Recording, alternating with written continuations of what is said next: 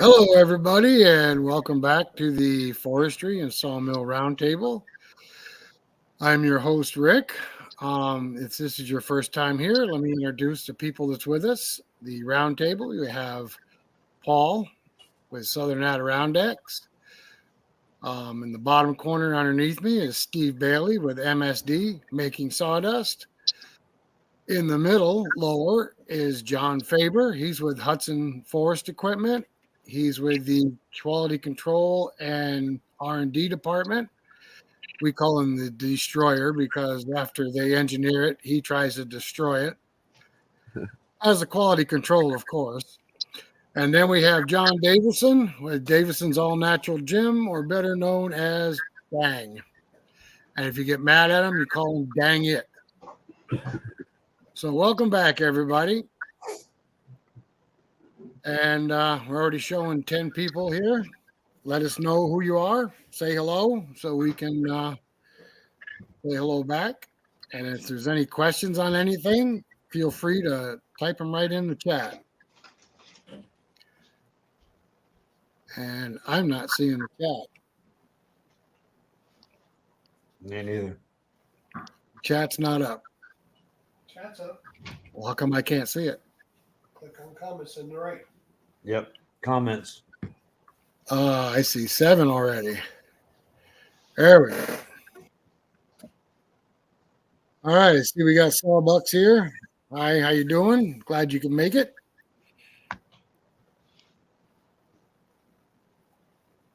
Let's see what else we have. All right, guys. So John Faber is here with us tonight. He is going to tell us about a new product that Hud-son has come out with. And this new product is 100% American made. Is that correct, John? That is correct. Yep. Made right here in New York. Is that right? Yep. You want to go ahead and tell us what that new product is? Well, it's the Hud-son HD Edger. HD stands for hydraulic. It's a hydraulic drive. Has one fixed blade on it, one adjustable blade. You can edge on both sides of either blade when you get to the widest point on the movable blade as well. So that's a good handy feature. It's got a dog release, so the anti-kickback bars, you can release them if a board gets jammed if it's too wide when you get it in there. But anybody that's ever edged lumber knows that that's one of the things that happens, and then you got to shut it down to get it out. So with this unit, you can go to neutral with the hydraulic drive, raise up your anti-kick bars, and release the board, and then put it in reverse and back it right out of there. So that's a really handy feature on it. It's one of the best things about it is you can back anything out of it. It edges up to 17 inches wide. You don't want a finish cut. Maximum width is 24 inches to fit through it.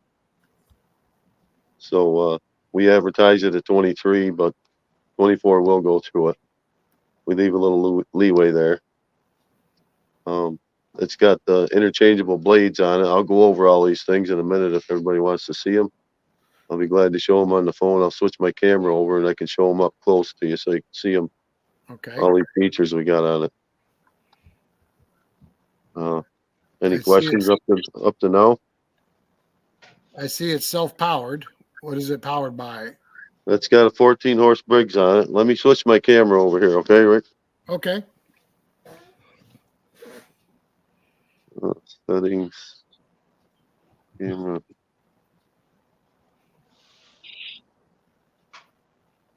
Okay.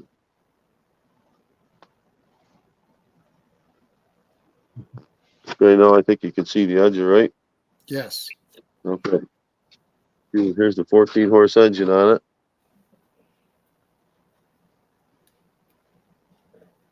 It's a Vanguard, Briggs & Stratton. You can get this with electric start if you want it. This one here is actually a pull start model. So it's up to what you want. A little few extra dollars, you get the electric start on anything, right? Right. It's got an easy adjust on it. So here's your scale. We got a scale bar dial down here. This is where you adjust your saw blades. Okay. So you just detent this handle. Let me get the whole thing in. This has got a crank on it. So you detent that, and that's how you set your blade. Real easy. And you Okay. can lock it in every 1/4 inch. Okay. So I'm all the way over to 0 now. So right there, it starts at 1 1/4 wide. So if I want 1 1/4 board, I can send it through there and get 1 1/4 coming out.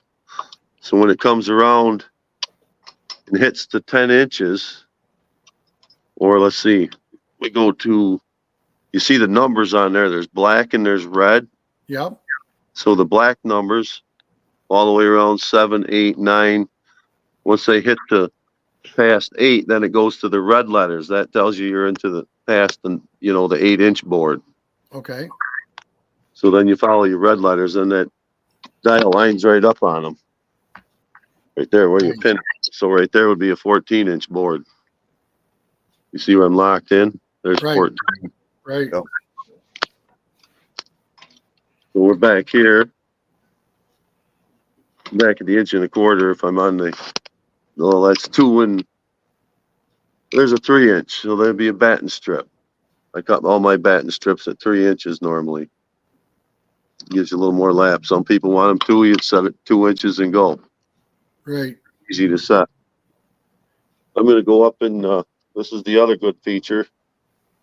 This here is a handle that puts your board. So if you got a straight edge on it, that kicks out to your 0 saw. That's your fixed blade. Okay. So now with the board, take off the mill.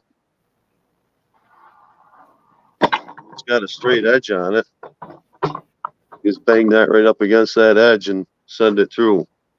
And then your other blade's going to do the cutting on the other side. See how that's got a little wave to it? Right. I don't know if you Right. can see it in the camera, but you can straighten that board right up. Make your lumber good and true. Nice. I can show you that anti-kick. So you put that board in there. I can't pull it back. Okay. I'm pulling on it. As soon as I release this lever, boom, I raise them dogs up. I can pull the board right out. And just drop that back in and it catches it again. Well, that's a nice feature. It releases it. Boom. So if you get a board, so you got this out of the way, and that board is, if you get it over too wide or a knot comes into it on the side here, it pinches against the side and it wedges. Normally you have to shut the machine down to get that board out. So this way you just snap it into neutral, release your dogs, put it in reverse, and the board will back right out of there for you. Boom. Nice. Here's the controls over here. So this lever here releases the dogs. Real easy to move. There's your hydraulic control that's locked in the drive position. Neutral. Reverse has the automatic detent on it, so you can't lock it in reverse. Right. It's got a flow control on it for your speed. If you want to slow it down on maximum rate, it feeds at 38 feet per minute, which is a pretty good rate. You keep 2 guys pretty busy. There's our hydraulic tank. It's got an easy access cover on it. There's a safety pin here. Take that out. Raise this right up. Lock in our safety pin so wind don't blow it down on your head. Now we're inside of it. There's the 2 saws. Can you push that crank and turn it? I'm going to have Aya turn the handle so we can see the saws move. Okay. Nope.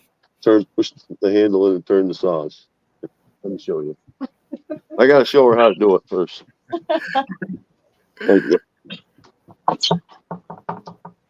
Push in that and turn it.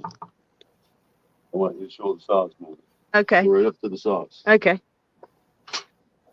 There we go. Push right down so they can see it. The accurate cut, so you can set that every 1/4 inch.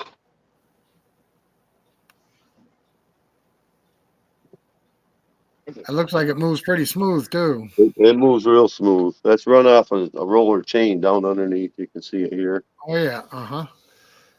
There's roller bearings over there Yeah, ball bearings over there on the side for that, and then there's two here that it slides on that shaft.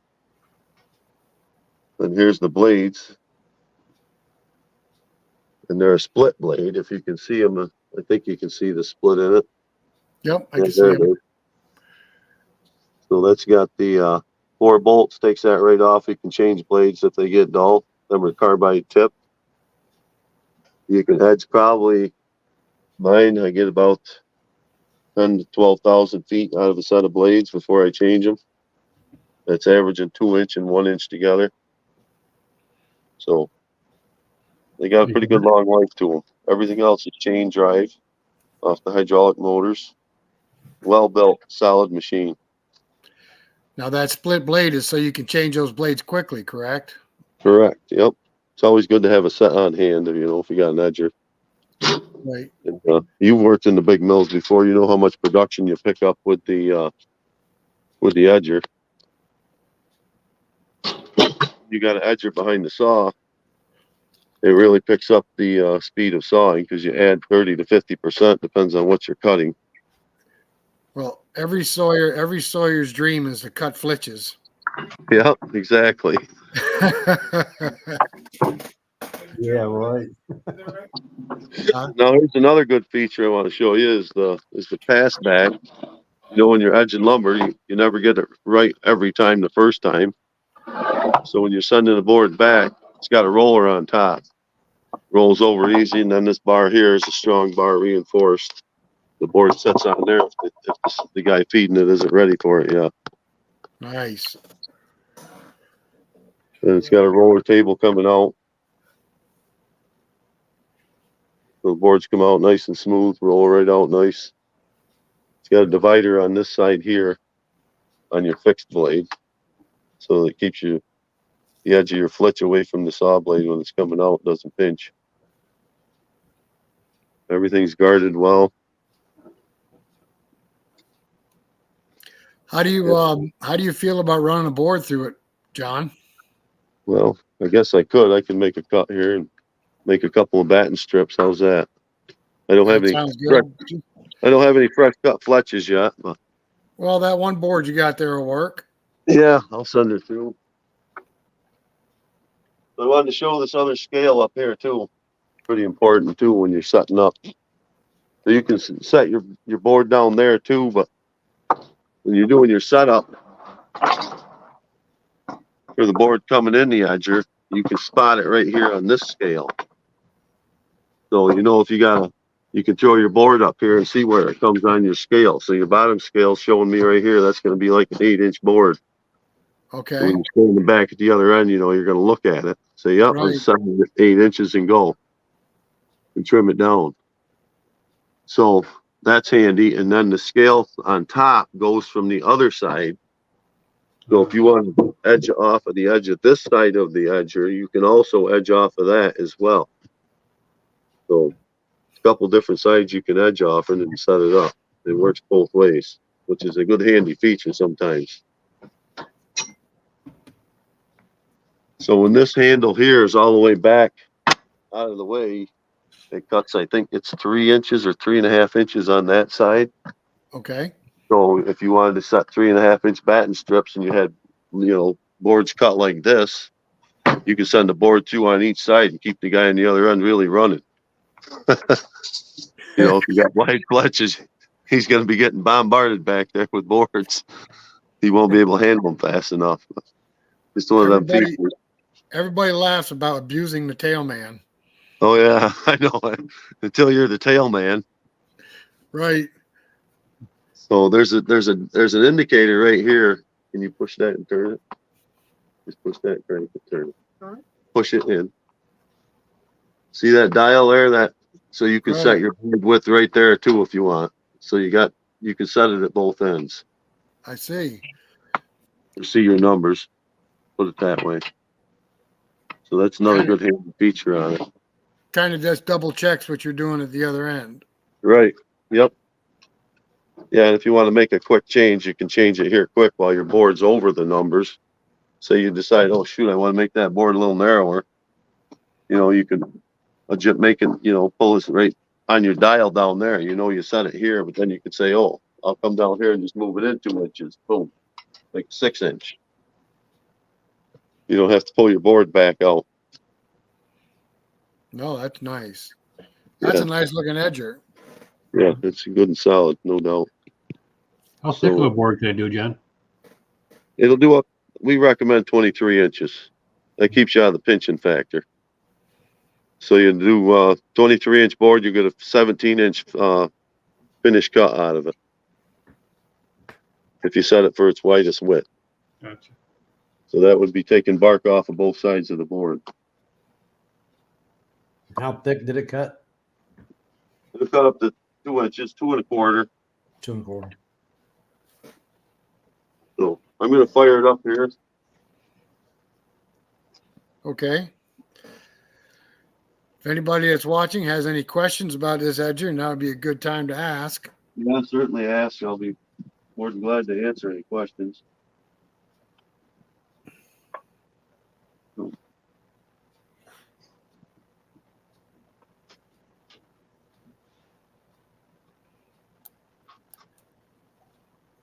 You guys that just joined us on here, say hello. Let us know where you're from.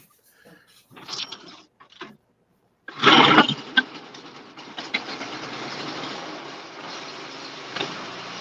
pretty fine.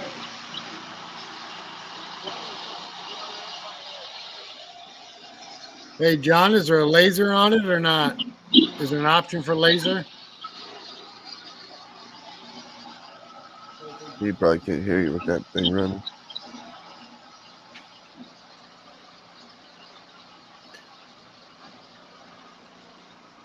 Tim's feeling good, Bear Ridge. He's doing all right.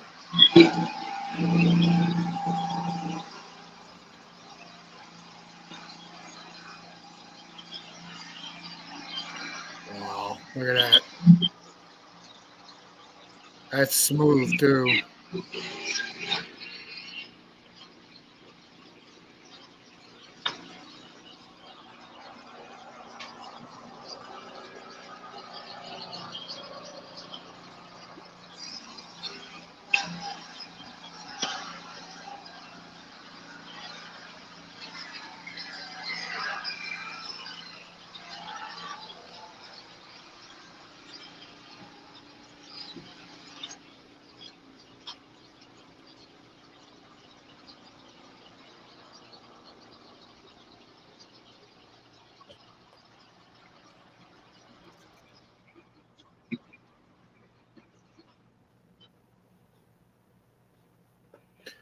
That's It was nice. real noisy, huh?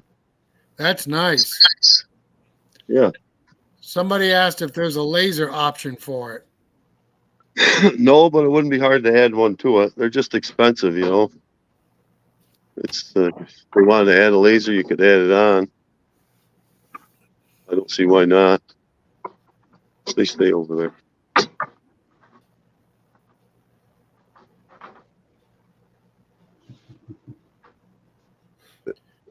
You think that 14 horse would go through an oak or a harder lumber than pine? Well, if I was a salesman, I'd recommend upgrading it to a 16 if you're going to do a lot of oak. Okay. That'd be my recommendation right off the top. How big of a You- motor can they go, Rick? You could probably go up to a 23 on this if you wanted to. It's the same bolt pattern. Nice. Okay.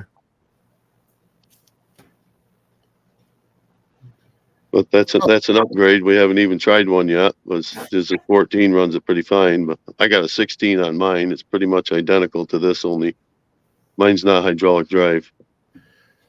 Well, that's about half the size of the edger I had years ago, and a heck of a lot smoother. Yeah.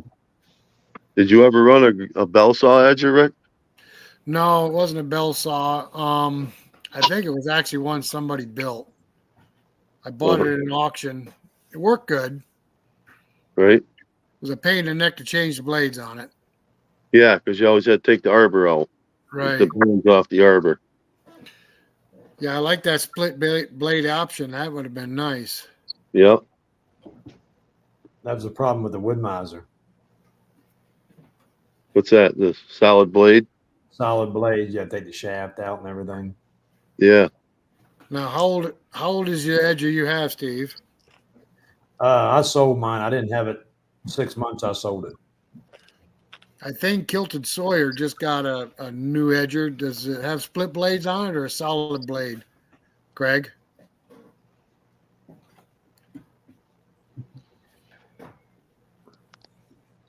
I thought they were split now. They might be split now. But Yeah, I'm thinking they might have. I bought mine in 22, and it had the shaft blades, a straight blade. It was a pain. They would clog up. The shaft wouldn't slide back and forwards. It was a manual slide. It was an EG 100 twin blade edger.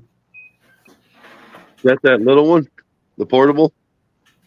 Yeah, Yeah.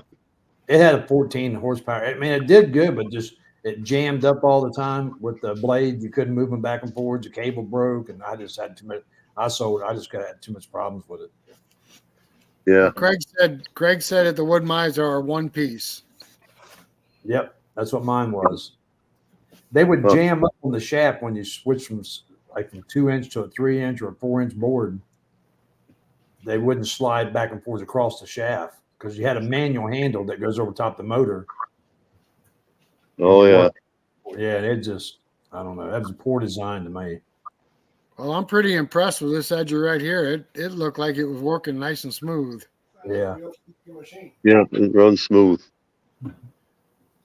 I used to have a Cornell in my big mill, my circle mill, but I took it out because it got too dangerous. It was throwing teeth, and I had to change. Like you say, changing the blades was Pain. a 2-day. It was a 2-day project. Yep, that's what this was. Only thing nice about it, the table was belt driven. Yeah. Other than that, Get that in an electric model. Now you can get that in electric model too, right, John? Yep. You can get it electric. Yep. Which is nice for a wood shop or something. If you want to rip a lot of stuff down, you're making steaks. See here, I made a bunch of steaks out of just some shorts. Right. 2-inch. We were edging up some 2x6s. I said I'll take them shorts and make some steaks out of them. So that's where you make your money at the sawmill, saving all that stuff like that and putting it out in another product. You know, Now, Hud-son also sells a steak sharpener, correct? Yep, absolutely. Yep. Yeah, that's the video I seen John in right there, a steak sharpener. Steak sharpener. Yep. I would have never thought there was a market in steaks, but I was talking to John there when we were up at Hud-son, and I couldn't believe there was that big a market in steaks, but there is. Ace I was Hardware surprised. Ace Hardware is always looking for them. Yeah, that's what I'm told is even construction companies looking for them for putting Grades. those things up on the road that hold the mud back.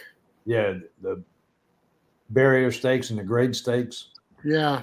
Great steaks. Yep. And landscapers use them a lot for trees. That's where I sold a lot of them too. The 6-footers for tree stakes. Yep. All right. So, John, if I stop by Monday with my trailer, bring it home for a demo. Absolutely. Get a feel out of it. Somebody Come must on, have- Paul. So, Paul's starting to sound like Wilson. We'll put another log here on the sawmill and fire it up, saw it up, and edge some boards with it.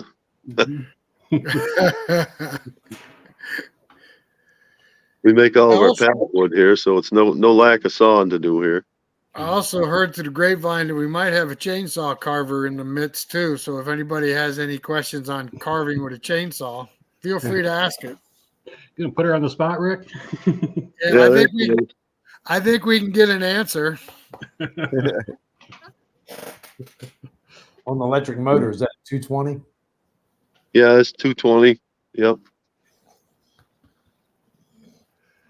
If you need a 3-phase, I'm sure we could order 3-phase for you. Does John think that edger would go through black focus, Rick? Oh, he said it'd go through oak, but he'd have to upgrade the motor. That's truly a nice machine. Yeah, like you said, if the guy that asked about doing oak, I would definitely go with a 16 horse. That's what I run on mine, and it's plenty for anything because I edge a lot of oak over there too. You have one of these at home, John? I got the older model, the one that's not hydraulic, the one we used to build years ago. Oh, okay. It's similar to this, but it's exactly basically the same size, kind of the same frame layout, but this has a lot better features on it, no doubt. Oh yeah.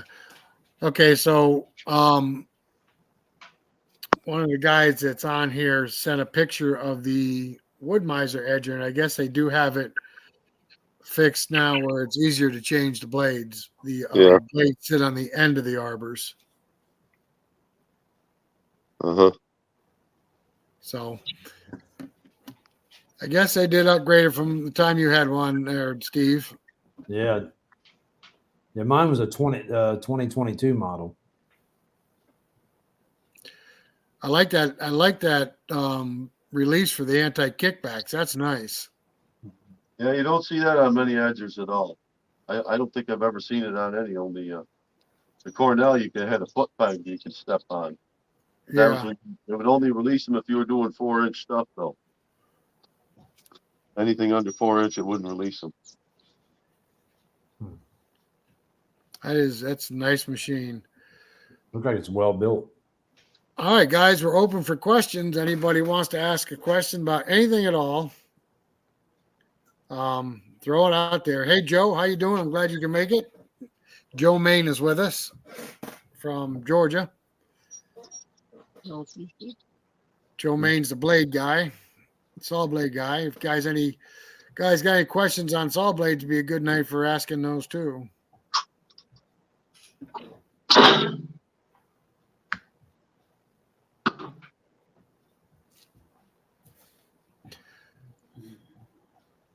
So the rollers that pull that through, are they rubber, John?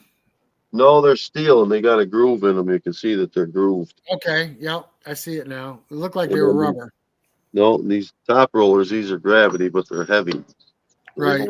They hold the board down pretty good, pinching on that roller. Like the wood chips don't get in there and clog it all up. The sawdust falls out of the bottom, right? Yep, correct. All right, the feed rate is 38 feet per minute, Yep. and you can slow the feed rate down, correct? Yes. So if you were doing 2-inch wood, you could slow the feed rate down so it wouldn't bog it down too much at the end of 14. That's a good, that's another good feature. What does that run, Rick? So top speed is 38 feet a minute, and you can slow it down. Somebody's asking what the feed rate is, and then somebody else asked if it was adjustable. So yes, it is, and 38 feet a second is wide open. 38 feet a Or minute. 38 feet a minute. I'm sorry, we're not shooting a rifle here. 38 feet a second. You better have 3 guys on the other end catch me. You're gonna kill the first two. We go through tailman something wicked. I don't know why. They get impaled on the other side.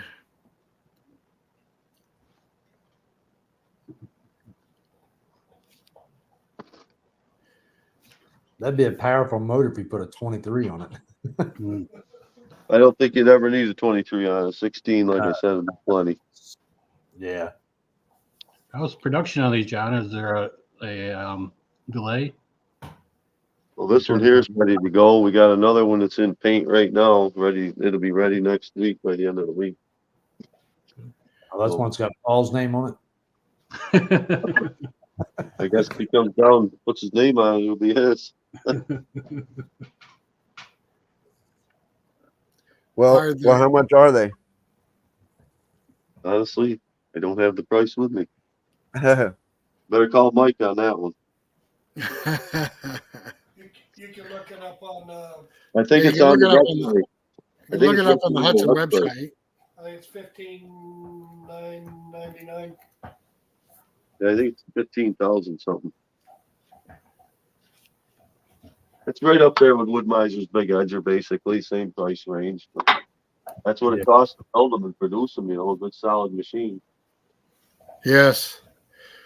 And nothing's cheap anymore. No. Just the metal alone. Well, you got a lot of machine work in this thing. There's a lot of machine. Yeah. Got to feed all the rollers out and blast out all our other parts and grind them all down to get them right. There's a lot of work to them. Hey, Now you are all hands up right here at Hudson. you're at Hudson right now, correct? Yep. I'm right out here at there's the test area. Looks like a lot of thought went into it. Absolutely. Our team, everybody put their effort into it. Yeah.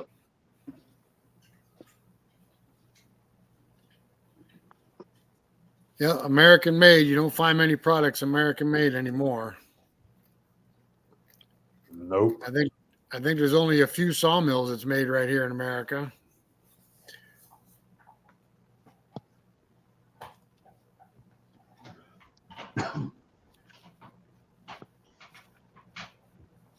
All right, guys, we're open for questions. Anybody have any questions on anything? Throw it out there.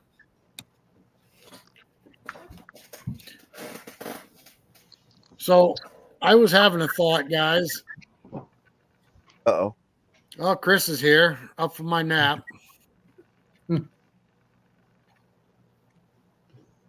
Chris, you want to join us when you get a chance? We'll pop you on here for a while. So He has a shirt I on had this time. I had a thought, guys, and I kind of maybe a cruel thought, but not too awful cruel. Everybody gets negative comments on their Facebook or their YouTube channel. Whether no matter what you're doing, it seems like you always get one or two negative comments.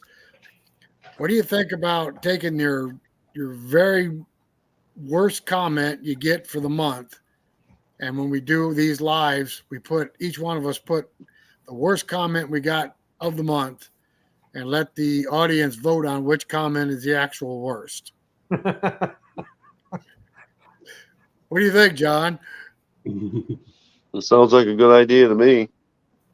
I think we could have some fun with it. I do too. I mean, we get a lot of great interaction from the people that follow us, but every once in a while somebody puts out a worthless comment. And I mean, it's totally worthless. It doesn't add any value whatsoever to the video or the channel. But I think we could each pick out one comment a month and then highlight it on here and let the audience vote on which one is the absolute worst. I think Everybody loves me. I don't get any bad comments. yeah. Yeah. Okay. Let me see. When's the last time I've been on that channel? Well, if it helps out, John, I'll take up a different identity on YouTube and I'll give you some. Yeah, there you go. That'll work. Yeah. We'll send you Somebody one. And I won't even feel bad about it. I know that's right.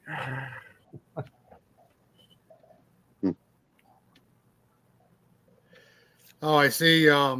Sawbuck said there's a guy from Blacktail Studio does that along with his response on YouTube.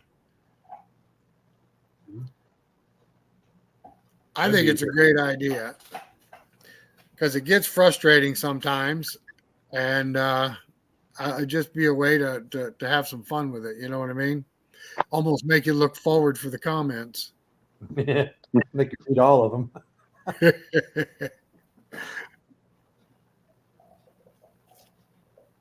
Do they all post on public? The comments? Yeah. Yeah, they're on public. Yeah. Okay. You know how good I am at this stuff, Rick.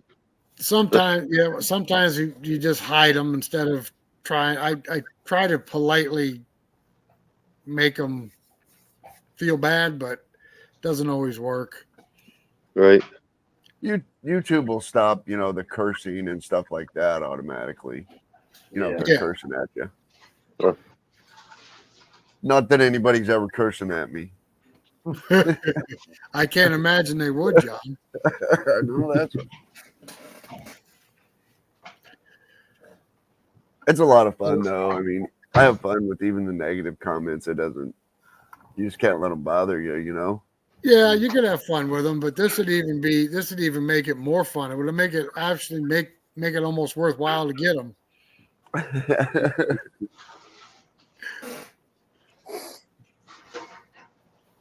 Well, maybe you'll get some that just throw them out there to see what you'll say too. That's true. Well, we get some pretty outrageous comments, and I don't know. I've been doing this an awful long time, and when somebody tells me I'm doing something wrong, sometimes maybe I am because I've developed bad habits, but other times they don't even know what they're talking about. Right. Yeah, but you started wearing chaps now. Yeah, I'm wearing chaps, but that wasn't anything to do with comments. Wilson got him started on that. Well, I got an influencer sitting at home like the one that saw the birdhouses being built, Andy. Now I got bluebird boxes in the backyard. And I Are there come any home, bluebirds in them? I wear the chainsaw Carhartts, the ones that got the double sawn fronts. And I come home with a set that I hit with the chainsaw, and she thought chaps would be a good idea. Chris has got a question, right? Go ahead, Chris. Let's see. Pop it up there, Tim.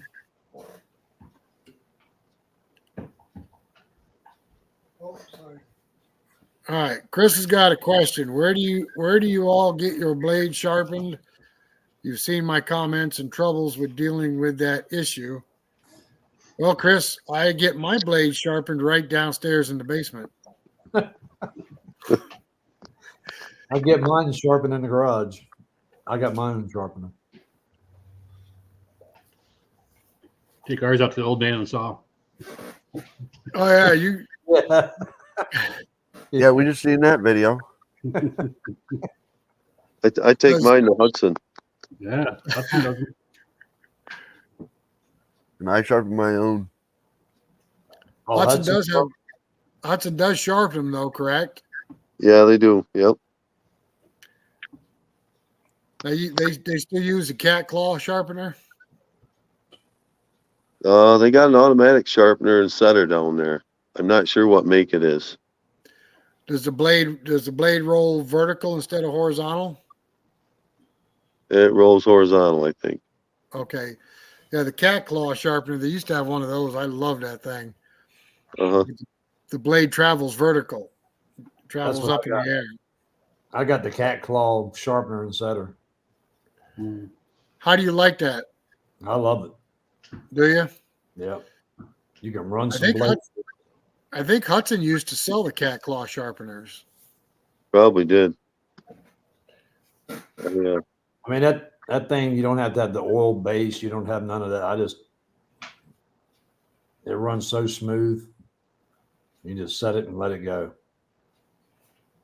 Well, I got the Hudson sharpener with the contour wheel on it. I love that thing. I looked at the Woodmiser, the B250, whatever, the MB250, whatever, but they take the oil base and all that. I didn't want to deal with all that.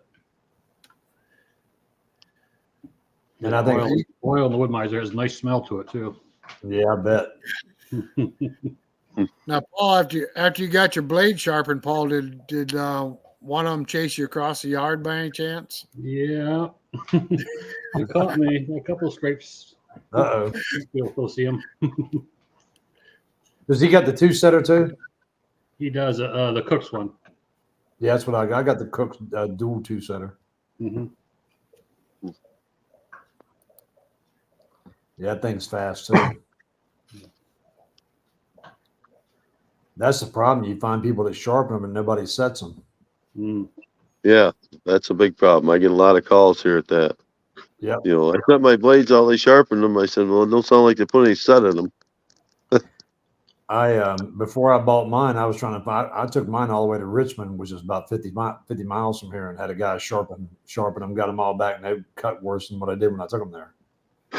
Yeah. And then I called and we don't set teeth. Oh, that's great. They both start to sharpen them. Yeah, worthless. Huh? I even set the teeth on the new ones when I get them. Chris is asking about it. Oh yeah. Yep. I've found a bunch of brand new ones out of set. So now I do all the new ones. I reset the teeth on them. Yeah, I've noticed that in shipping blades sometimes when they handle them so rough in the UPS or wherever, Yep. and when they throw them blades around, that ring that's around the blades will knock the set off of a few teeth. Yep. Yeah, I've got Now- a couple bent. Now, Chris is asking about the Woodland Mills sharpener. John, you got one of those, correct? Yep, I got the Woodland Mills. I have no problems with it. Everybody says it's slow, and it's 23 minutes to sharpen a blade, on that. But it takes me 3 minutes to walk into the garage, set the blade, put it on the sharpener, and then I walk out with the sharp one, and I let it go for 23 minutes, and walk back in, and it's shut off, and you got a sharp blade. So I love the Woodland Mills, and the grinding blades are cheap. It's $20 for two of them. You have to buy two at a time or something, And I just like, what I like about it is you don't have to have it set at 7. You don't have to have it set at 10. You don't have to have it set at, any of the standard blades. You can sharpen it to your own angle.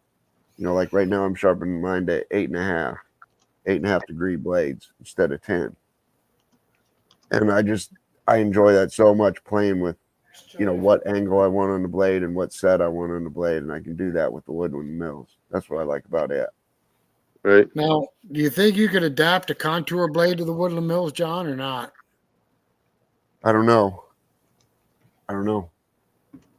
What do you mean with a contour blade? Like what? What do they call it? CMB wheel? What do they call that wheel, Oh. John? Yeah. I don't know. I know my hud-son sharpener. I love it. I just barely touch the blade because it sharpens the back, the front, and the gullet and everything at once. And I just barely touch the blade when I sharpen them. But I don't have to set my teeth for like 4 sharpenings sometimes before they're out of set. With pine, I can go, I can skip a set for sure. But a lot of times with oak or even cherry, I go ahead and set mine every time. Now we got one guy there, John. If you look at the screen, John Faber. Oh, Yeah. This guy's interested in a hud-son mill. He wants one on a trailer. Yeah, we have trailer mills. 528, 330, 336s. Absolutely. Now 330 is the one that Tim just bought. Right. That's a nice trailer mill. That's available on a trailer. Chris is always saying you need Yeah. to I mean, the Farm Boss is like a 336, only it's built heavy duty. It's got a heavier mill frame and all that. That's why we call it the Farm Boss, because it's one we used to sell to a lot of farmers. Takes a real beating. So good loose. Yeah, the 330, 336, the HFE 30, they all cut 32 inches. I can get 33 on mine. Wide, Yep. correct? Correct. Yep. HFE 32. Well, Right. Well, my HFE 30, I can slide the outboard guide back further than Tim can slide it back on his 30, on his 30 Pro. Uh-huh. The nature of the frame, I have more room than he does for some reason.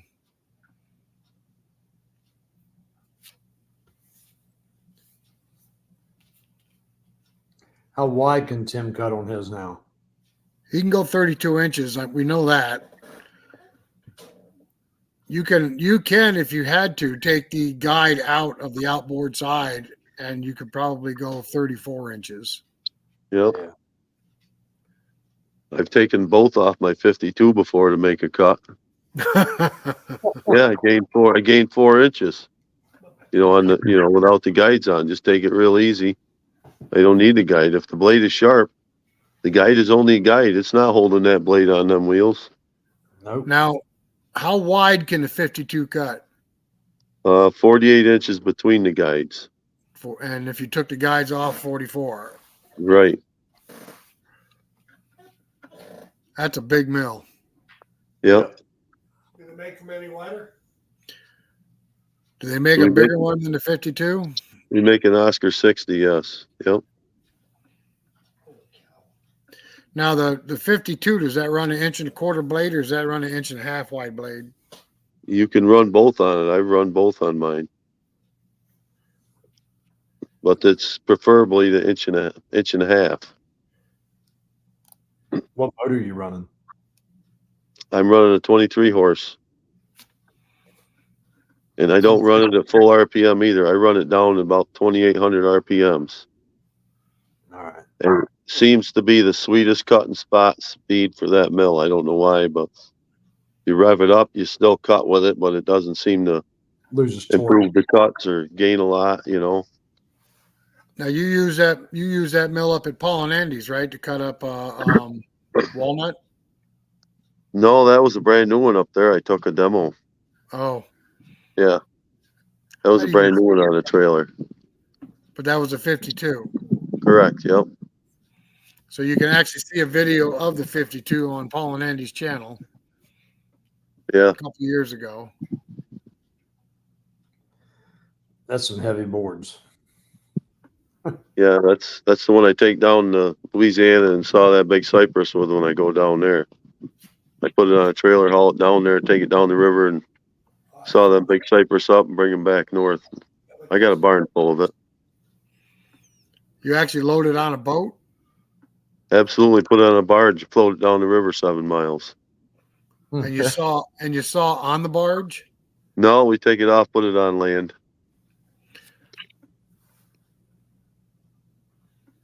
Yep. We got one shipping down there here shortly. It's all built, ready to go. You should do some video of that, John. That'd be cool. My son's put video on Facebook or whatever he puts it on. He does some pretty good videos of us. I'd like to see you do some sawing on the barge itself. Well, that's what Shelby down there, the Axeman. Slot blogger. That would have to be absolutely cool. Yeah, I'll take some videos when I'm down there and send them to you. I'm heading down there to deliver that mill. Yeah, we'll stick them on our channel if you want. What's that? We would stick them on our channel if you want. Yeah, Get them out there or just watch them. It's up to him. right. No, when I get down there, I'll definitely take some videos because I got to train them how to saw with it. So Yeah, Chris is looking for a mill that'll cut higher than 30 inches. So the 330 Pro or the 336 would fit his needs, and they come on a trailer, correct? yep. There's 36 right there. Yep. There you go, Chris. There's a 36 right there, but it's not on the trailer. Can you add hydraulics to them on the trailer? Paul's ready for hydraulics. He's done with that. Well, if you want hydraulics on the trailer, you got to get the H360. My back's been sore lately. You see, the scale stick is set up for a trailer unit. See how it's see how we got our scale stick here? Right. So when you put it on the ground, you flip this over. You take this rod out, flip it over, and then that brings it up to the one here. This is dropped down here. See that slot in the scale bar? Right. So you drop that down so when you're on a trailer, you can see the scale board and not have to have a booster. Yeah, we If noticed you're that on on the ground, you raise it up. we noticed that Your one on Tim's. Tim's got that on his Yeah, the 30. Yep. The 528's like that too.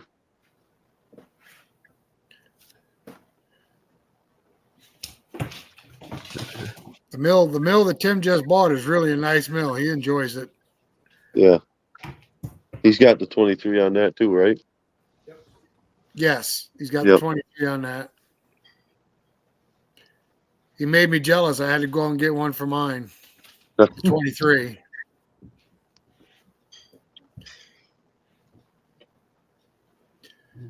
Oh, so now we know what yours is. What are you thinking, Paul? You had to get a kid. Could have let him have a bigger one, huh? The old brother had to have a bigger one or same size.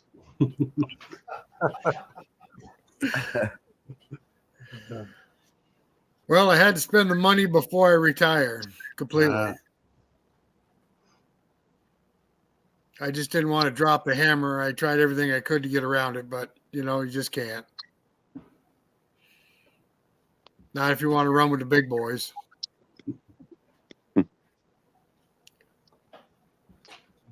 You still own your circle mill, right, John? Yeah, I saw a bunch of nice big spruce today. They were like 30-inch on the stump. They came out beautiful. I made 2x12s out of them. What do you have for a circle mill? That's a Ireland number 7 with a Detroit on it.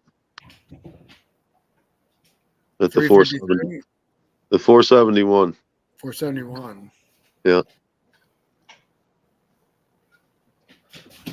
Can you still Yeah, get that's a parts? nice mill.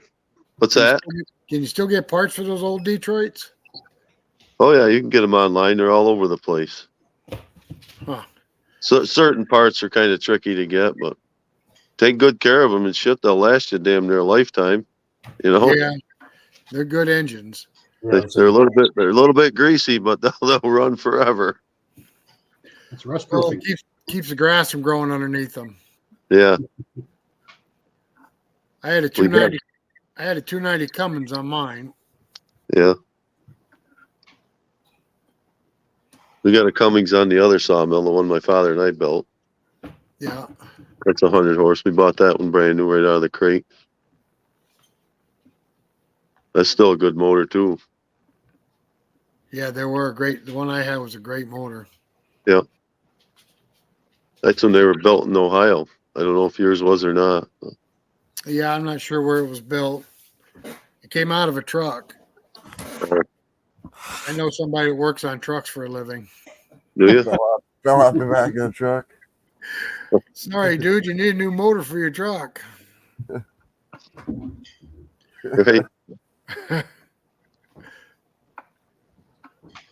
So, John, what have you been up to, John Davison? What have you been up to? We don't see many videos. I got them. I went on vacation for a week. Don't tell anybody. I took How the week dare off. you? I just got back.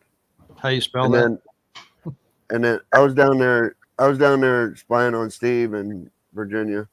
Yeah. I'm coming up to New York on the 5th of July. I'll be back in New York for a 2 weeks vacation. So I've just been on vacation, and I had one that was coming out, but it just didn't make it. Huh. I tried to put out the one about the killing the stumps with the Tordon, Yeah. but I forgot to put in there that this isn't real Tordon. This is just fake Tordon, so that YouTube didn't, like ban me or something. So I had to go back in and make another film of that. This is just fake Tordon. It's not real. So I saw Last the mini year- excavator leaving. Are you getting one back sometime for more ditch digging? huh? I saw the mini excavator leaving on one of your shorts. I think it was. Oh, Yeah. yeah. Are you getting it again next year or for more ditch digging? I don't know. He took it back. It's his. It's the farmer's excavator, and he just uses it all year long to fix tile and dig, his ditches and do all his work. So I probably won't see it till maybe fall after he picks the beans, But and then that's the other thing. I mean, we didn't get our beans in till Ask Paul You know, about Gordon's just a tractor. couple days ago.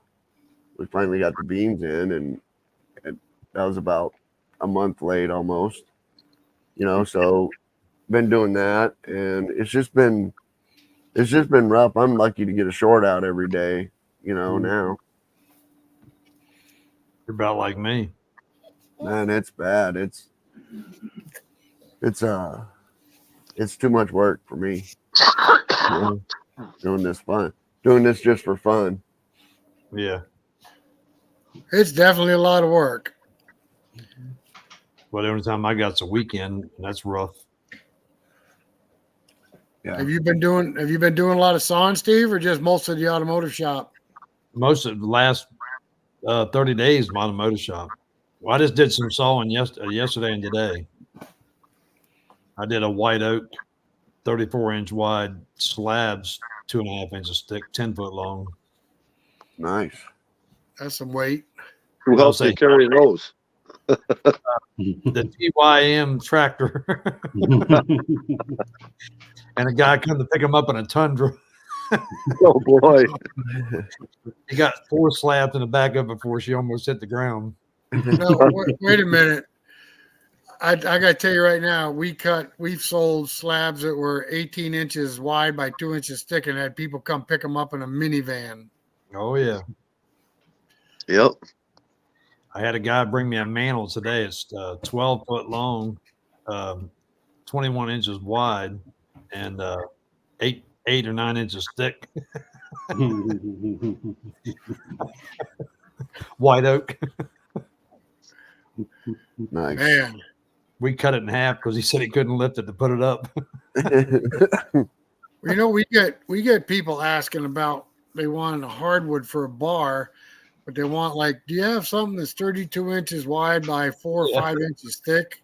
Even if we had something like that, how are you going to pick it up? Yep. Yeah. I do a lot of mantles. And Yeah. you wouldn't believe the people the size of mantles they want. You just look at them and like, who's putting this up? On my carpenter, he can handle it. Okay. Well, I don't want to see him. He's a big boy if he's handling that. Looks like Chris lost his motor, Rick. Yeah. It looks like Chris's motor blew up on him.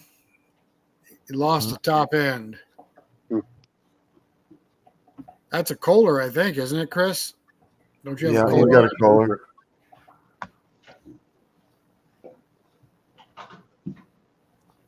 He's got a Kohler. I don't know what size he's got, but it's a Kohler.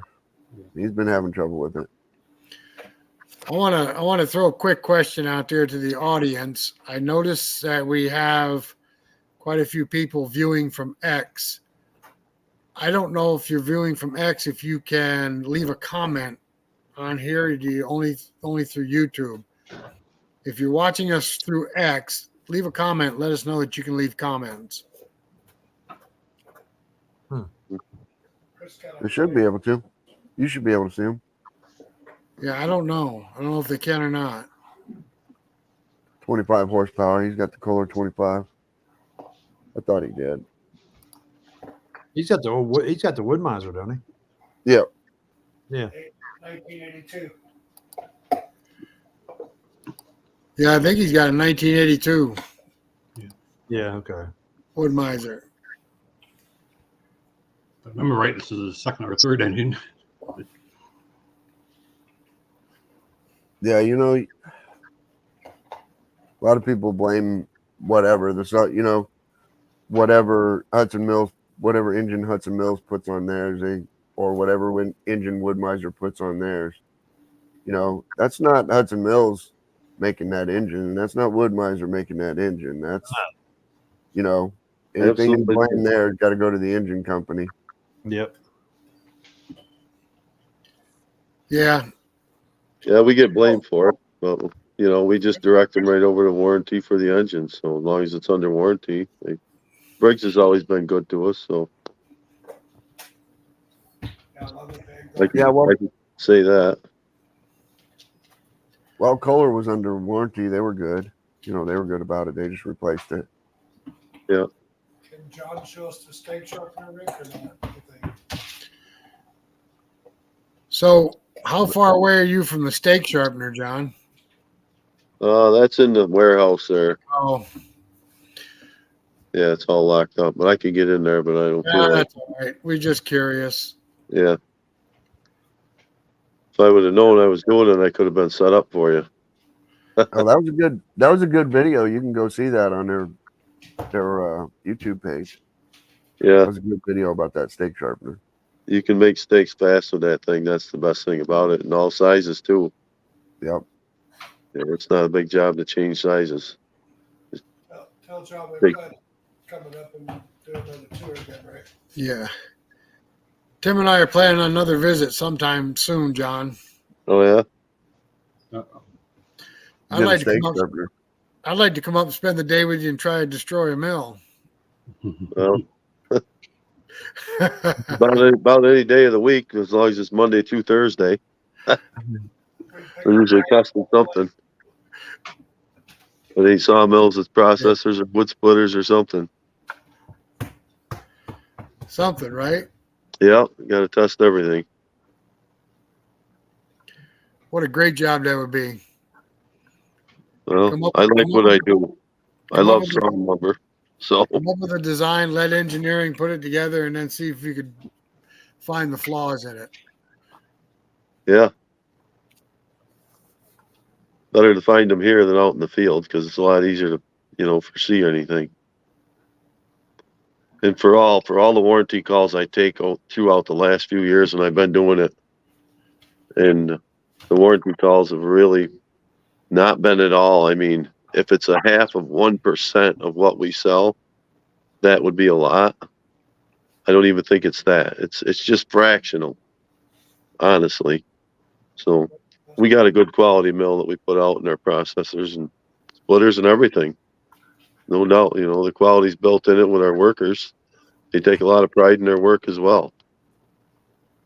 If something comes back to Hudson, it's going to end up coming back to the guy that welded it, if it's a weld or whatever, because we're tracking all that. And the guy puts pride in his work, he's going to like it, Right. We don't want it to leave here with a flaw in it. So we definitely look for it, I can say that. Well, If I something slips by, stuff happens, I can attest that anytime I've ever had a problem, you guys are right on the ball. Yeah, absolutely. I had a bearing go out of mine, and you had the bearing to me almost, and I think it was the next day. Yeah, if you file a warranty claim over the internet, it comes in quick. I can settle it right out fast if it's done and out. That's We the don't want main- to hold a guy up from making his living. And I know what it's like because I live on the other end of that spectrum, Right. Right. And that's the main thing too, customer service. Yeah. Well, I take a lot of calls here on the weekends too. I took calls today from Hudson. I don't mind, giving my cell number out. If customers are broke down, I can help them out. I can get them back up before the weekend's over. That means a lot. I don't know if you can do that with Woodmiser or not, but I know I've been offering it here, and it works out good. And it shows that we respect the customers and they're making a living with our equipment. Well, I know I looked at a lot of mills before I bought a band mill, and from the minute I walked into Hudson, it was like I was treated like I belonged there. It was just unreal. I was treated like that too. Everybody I treated dealt with, everybody I dealt with was just so friendly and so helpful. I was treated like that too when I bought my brand new Norwood until after I paid for it and it was all over with. I've heard that before. They're terrible. I've been in business for 40 years. I ain't never dealt with it. I deal with a lot of warehouses, a lot of stuff, but never in my mind have I ever dealt with somebody that bad. I've heard some stories about Norwood, but I couldn't tell you how true they were. I can vouch for a lot of them. I mean, I went around and around with them every time I called them. Their technician would call you back 3 days later and ask you what your problem. You still had the problem. No, it fixed itself. I tried to get a light kit from Norwood that they put on their mills. And if you don't have one of the mills, they won't even sell you a simple little light kit if you don't have Norwood. They won't even sell you nothing if you ain't got one of their mills. Yeah. And it's a total sales pitch where you build this as you go or add to it as you go. It don't work. Mm. You have to add exactly what they want you to add. Because if you Right. don't add what they want you to add, you ain't building it. I went through all that and then finally ended up just selling it. I got tired of dealing with them. So you stuck somebody else with it. I warned him ahead of time. I told him all about them. I mean, they were just terrible people. Anything that broke, you had to send it in. They had to dissect it to find out if they would warranty it. Even a cable. Huh. So I just went ahead and made. Is Joe Maine still on there? Is Joe Maine still with us? If you are, Joe, just say I'm here. Now, John Davison, you have a farm, correct? Yep, correct. Do you farm it or do you lease out the fields? I lease out the fields, basically cash rent. I was thinking you got an awful lot of time on your hands for being a farmer. No, I don't actually farm it. But there's still a lot of, maintaining it. The trees are growing up in it every year. The ditches need cleaned out. The roadside needs mowed. There's a lot of maintaining that just goes on. Right. It's got a big creek that runs through it. And there's a lot of fishing that needs to happen, in that creek. There's river otters in it this year. I got like 5 river otters, so I got to take care of them somehow. Make sure they're not some kind of endangered species in Illinois before I trap them. I think there's a season. But there's just always something else. There's woods. There's a wooded area that I'd like to maintain and get under control. I have one of the little wooded areas under control. It's full of all walnut and wild cherry and a few white oak, and it's under control. But the one in the back, the big one in the back, has just got sassafras everywhere and hackberry and just species that you don't want in there, Yeah. So there's a lot to maintaining that. And just like everything else, when everybody knows, when you're filming, that's what you're doing. Right. To make a film of me maintaining the woods, is an all-day job, and I get 6 trees cut down and maintaining the woods, or I could just go maintain the woods. I can do one or the other. Yeah, it's hard to film and maintain stuff. Yeah. Yeah, it was just like I tried filming that portable job. I haven't even put that video out yet. But you can't film a portable. I don't know how. I guess the old Jarhead did it when he did a voiceover of those portable jobs. And Steve had somebody else running the camera when you did that portable job. So that was nice. They only did it for the first log, and after that they put the camera down. The rest I just put it on a tripod and just let it go. Right. That's what I did. I put it on a tripod and let it go, and you're like, well, that doesn't make for a very exciting video, No. But you can't be videoing while you're out there working on a portable job, and they're paying you to work. That's what I look at. That's why I do a lot of portable job. I don't video because they're paying me $100 an hour to sit there and play with a camera. Right. Yeah. Nope. I don't even take it out. I'd hand it to them and ask them if they want to record. If they don't want to record, I just don't worry about it. Yep. Yeah, when we put out an 18-minute video of us working up in the woods, it takes all day to do what we did in the woods, and you only get an 18-minute video out of it. It's unreal. Just a half a day recording. Yeah. Moving the camera around. I remember I took me like 2 or 3 days to split that big black oak log in half. Yeah, I remember that. And that was fun. Somebody said, man, you gotta cut that down to like a 7-minute video. And I was just like, man, you're gonna kiss my butt, because I worked for 3 days on that log. I said, and you're gonna see hours of that shit, whether you want to see it or not, because that's Well, the one I just did, the white oak I did, is 10 foot, and it's a 3-way crotch. I cut 2.5-inch slabs, 10 foot long, 34-inch wide slabs out of it, but it took me like 6 hours. That thing popped me off every bit of the way. Blade stuck 3 times. Yep. Chainsaw. So you'll get a 6-minute video on it. That looks really good. Yeah. Yep. Looks like you went Yeah. right on through it, no problem. John Faber, in your personal arsenal, you don't have a planer that cuts log siding, do you? No, I don't. I got a 20-inch, 24-inch planer. That's the ones I got, flat, one surface. I had the opportunity years ago to buy a planer at an auction that did log siding. I wish I had them, because I tell you, that stuff sells like gold if you have a planer that does that. Yeah, it does. I just never had time to make that siding when I was running the mill. It was just boards and timbers going out for timber framing houses. Yeah, I know. You know, you got to focus on what your actual end goal is for your market. Yep.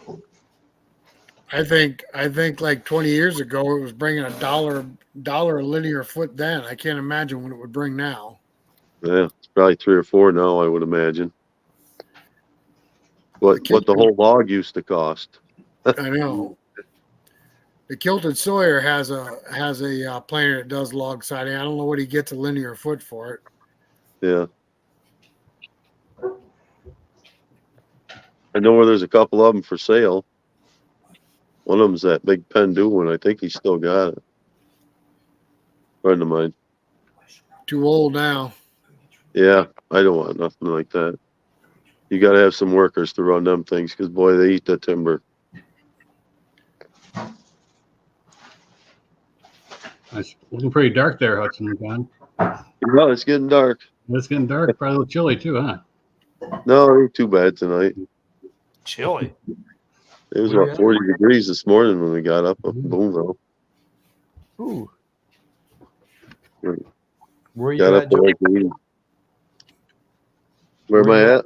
You're in New York. Barneville. I live in Boonville, but the shop is in Barneville. It's about 30 miles north. I was gonna say, you got to haul every day. Oh yeah, that's okay. I used to drive 3 or 4 hours to work when I did road construction and bridges. So Yeah, Man, I drive 55 miles one way to work. I've been doing that for 30, almost 40 years. right, the work will come to you. I complain about the 9 miles.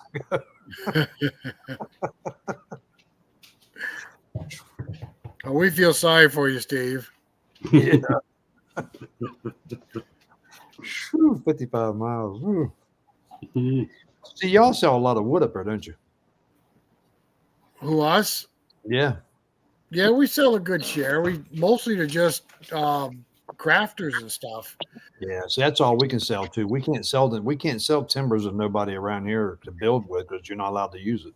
Well, last year we got hooked into 2x6s. There was a horse farm. They ordered 300 2x6s to do fencing with. Yeah. And then the horse farm next to him said, "Where'd you get that lumber?" And before you know it, we cut over 3,000 2x6s last year. And this year we got to run on 4x4s and 1x8s. Yeah. See, around here you can only cut. I mean, just if people's using for fence boards or someone's making a slab table or something. Other than that, you can't build nothing out of it. The state won't. Now, you could get somebody to grade it. You could. Yeah, if you can afford it. Are you in Georgia or are you in New York? I'm in Virginia. Oh, Virginia. Yeah, Commonwealth. That they're just so strict on building around here. Yeah, I've heard that. You got a couple of dealer down there was telling me that he's a contractor. Yeah, so they can't use none of that stuff. It's all got to be graded. Yeah, ours has to be graded if it's going to be a residential. Yep.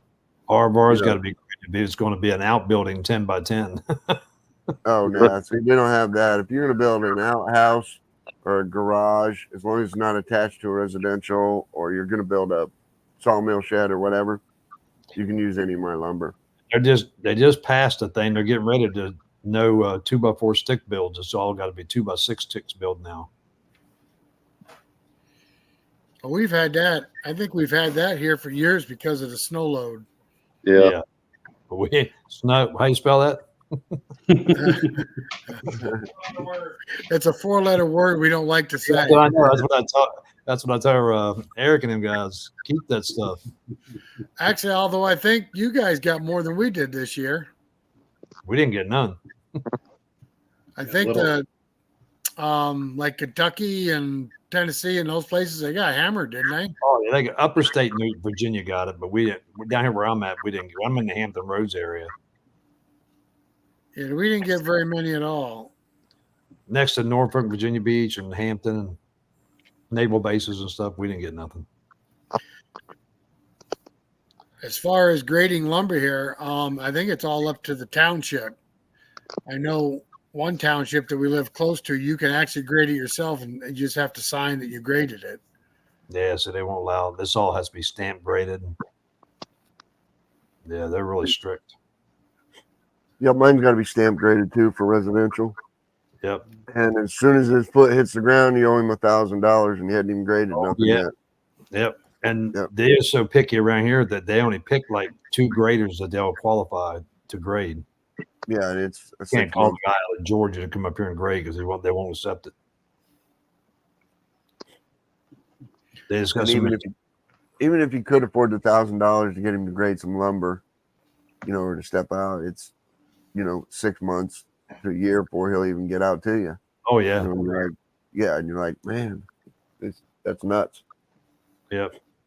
So we mostly just do mobile milling. The guys will build a chicken coop out of it, maybe put some fence boards up around that and just want to get by with it. Farm tables and stuff like that. I know a lot of people that have oak sell decking for trailers. We can Yep. do that. We can do I'm that. selling that now. Yep. That's what I've been doing for 2 or 3 days now. Trailer decking. We have oak on our property, but it's sacred. We won't cut it down. What Yeah. kind of oak is it? We got red oak and white oak. See, white oak around here is hard to get. They drop acorns, and acorns bring in the wildlife, so we won't cut it down. Yep. Around here, all the tree services won't. They use the white oak for firewood. They won't give it up. Really? Yeah, they won't give it up. And that white oak needs to be cut up for boards. I know that. Yeah. Use it for what? What'd you say, Steve? They use it for what? Firewood. That's what Oh, they God. survive on. That's what they That's- survive on in the wintertime. They sell firewood. That just hurts me. Yep. Oh, I hate to see a piece of wood go for firewood. I know. I figured it'd go over whiskey barrels or something. Yep. That white oak, 2-inch white oak, 2-inch clear white oak is more than walnut is Oh yeah. right now. Right here it is. Yep. Yep. Walnut. I got tons of walnut down there. Yep. Everybody wants. If I had trailer boards, I could be selling them 7 days a week, nonstop. Yeah, I wish I had some white oak right now. What do You you can't- cut the majority of, John Faber? What's that?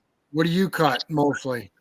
I cut mostly softwood. I do some hardwoods. I got some maple custom in right now. Some hard maple I got a custom cut. But mostly spruce, hemlock, and pine. Yeah, the hardwood I cut for myself. I got cherry in the woodlot and that. Right. I use that for my own use in the wood shop.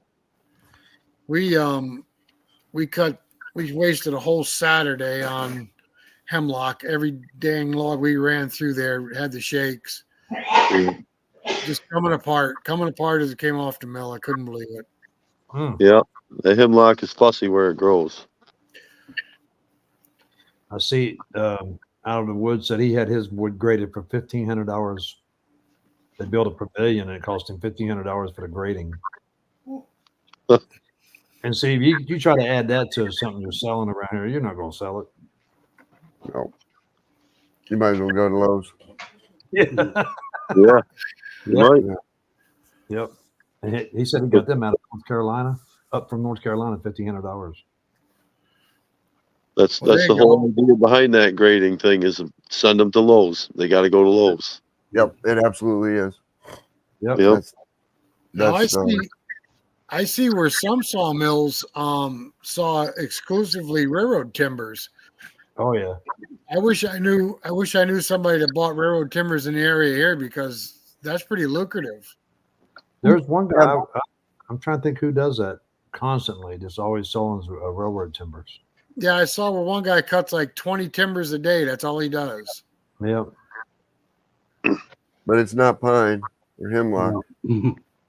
No, it's hardwood. Yep. Those crane pads are good too. There's good money in them crane pads.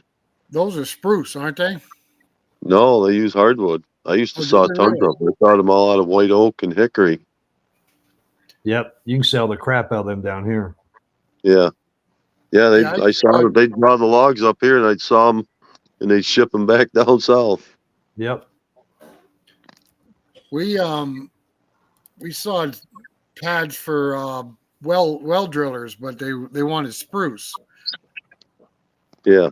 It's because they're light. They had to handle them a lot. Yeah. Them crane pads are all handled by machines, so they don't care. No. Yeah, I see the crane pads. I see when they're working on power line right of ways and stuff like that. They lay those pads down all over the place. Yeah, miles and miles of them now. They have to use them for the DEC. Out of the woods. You read that about the oak and it. See, he's right up the road from me. Yep. Our oaks will cost you your breath and heartbeat. Yeah, you just can't afford it. Red oak you can get all day long. They'll drop that stuff off all day long. They just won't drop no white oak off. I got Yeah. tons of oak. It's not that white oak's not that much better than red oak for firewood. No, they just don't like red. No. They love white oak. I think the white oak is easy to split. Yep. Yeah. Man. And then you have a lot of customers. I mean, they're true blue white oak burners only. Wow. They won't mix any other wood or look. They're not from the country. They're city slickers. They breed what the woodman's those fireplace store told them. Only burn white oak in there. That's a white oak fireplace. Hey, John, does Hudson have a cookie cutter attachment for their mills? Yeah, we do. We got it. We just developed it for the 528. So I that's thought available. I thought I saw something about it. Yeah, we got that available. We're building one for the 36s now for the 36 track. Oh, is that a attachment? Yeah, you just set it right in the track and you just put one bolt in it. It holds it down and go to town. Pretty That's sweet. That's for dual traco, ain't it? Yeah. Yeah. I built one for our mills that it actually held down by the dogs, and then you use a bolt to screw it tight on the stump to cut it into cookies. Yeah. Well, this one we got works pretty good. We haven't used it in a while. We used to sell a lot of cookies for weddings and stuff, but that kind of dried up. I got to cut some cookies here too. Not looking forward to that. How do you hold them? Just lay it on a board and clamp it down. Screw it down? Yeah, that's what I used to do. Hey, Rick, I got the heavy duty track with the 52, so if I got one that fits inside where the frame is, I can strap them right to the frame in the mill, which holds them pretty good. No. It's hard cutting them great big ones like that cookie because there's a lot of force. Yeah. It's They're hard ripping. they're just probably 12, 14-inch round. Yeah. And it's cedar, so it won't be too bad. John, did you see the cookies I cut? Yep. I've seen the cookies you cut. I cut that 34-inch round one. Yep. That thing was. I had to cut a hole up inside the stump and put the dog up in there and push it up against. But it worked. I mean, 34-inch round cookies. Yep. There's a way. Oh yeah. And I don't do enough of them to justify having a cookie, miser or cookie cutter or any of that, Yeah, I don't Yeah. do it. Yeah. We Well, I used to was- sell. We used to sell a lot of them for weddings. People would put them down for like steps on weddings. Yep. So when they were done, they just threw them away or put them on a bonfire. But we don't sell many anymore. I used to sell them, and I just chainsaw them. I just go to the log and just cut them up with a chainsaw. They'd set them up in the middle of their whatever I was wedding cool. table or, whatever, put a candle on it. I did these for that guy. I remember it was overseas wood. I even forget what kind of wood it was. Oh yeah, that was different. That's a different story what you did there, Steve. That was stuff different. was nice. He's got a warehouse. He's got about an 80 by 120 warehouse plumb full of them cookies. Yeah. I mean, Did all they the way hold together? Did they crack or what? No, he uses some kind of stuff on them. He won't tell me what it is. Not one of them cracks. Mineral oil is what we're told. Yeah, I don't know what he uses. He uses some good stuff on it, but he ships them overseas. And see, they get them off. They get that off. They can only get that wood off an island. There's an island they get it. I forget the name of the wood now, but you can only get it off an island. They have to have a boat off the island, boated over to here. He gets the dogs up here, and I was cutting them up into cookies, and then he'd ship them back overseas. We've had customers tell us to submerge them in mineral oil till they stop bubbling, and then they won't crack. Mineral oil. I don't know. I have to try that. Yeah, I'll I try was it too. thinking out of the woods there. I thought he was doing some cookies and putting something on it that they stopped cracking. That he was buying from somebody, or that somebody was donating it to him. Hey, I think you got a sponsorship with one of them. Yeah, I think that's what I think it was. We got a sponsorship with somebody. Yeah, we had Chris on here last time talking about cutting locusts, remember? Yep. We told him to let it dry before he cuts it. Oh, Yeah. boy. Oh, yeah.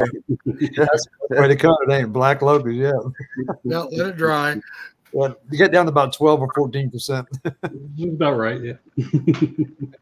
6% would be better. Oh yeah, 6 or 8. You're not gonna get that here in Virginia outside unless you kiln dry it. 14 is about the lowest you're gonna get outside drying. I think we could freeze dry them here in the wintertime. Yeah. I think you still got snow in Boonville, don't you, John? No, it melted last week. Finally. Tells you. We did have frost a couple weeks ago, though. It was pretty cold. man, Okay, I'm done. Yeah. I'm so done with that. we cannot. Yeah, I'm done with it too, but it's chilling off here tonight now.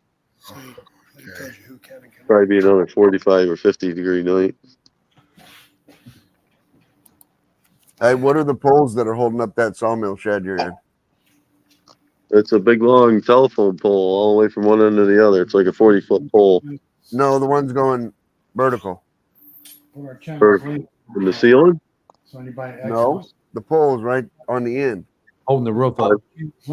Oh, them are just telephone poles cut off. Says They're about 8 inches, 8-inch diameter. Really? Yeah. It looked like they had knots in them. It looked like they were some kind of cedar or something. I just They are probably southern cedar Yeah. or western cedar. Yeah. Yeah. Yeah. See, that's the tops of the poles cut off. Oh, okay. Yep. Dang, we're sitting at a cool 70 right now, man. It's freaking cool out there. Humidity's 85%. Yeah, I'll bet. Bad. see the Almost chat like 60. here, Yeah. but they can't see it on like the regular chat. So anybody got any more questions on the edger or no? Nothing else come up? No, I think that's it, John. Okay. Pretty self-explanatory. I don't think I left much out, if anything. Oh, we appreciate you demonstrating it. That was pretty cool. Yeah, that's pretty Yeah. deal. Oh, yeah, that was neat. I'm For sure. surprised you're not swatting mosquitoes right now. No, it's too damn cold. It's too damn cold. They were out at 4 o'clock at feeding time. You want mosquitoes? Come on down here. I'll give you all you want. I'm sure you got it. No doubt. Careful what you wish for, Steve. We'll send you a box of black flies next spring. We'll send them some snowballs. How's that?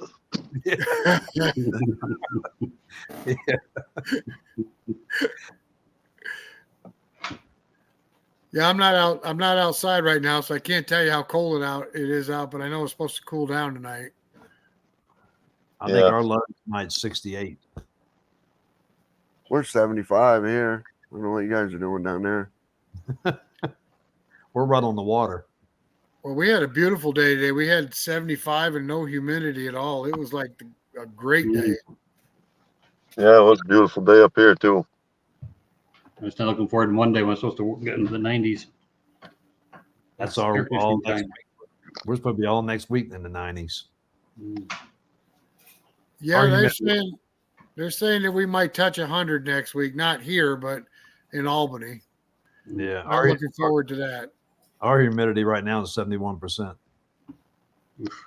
You're swimming. Yep. Mhm. So when you walk outside the door, you're swimming.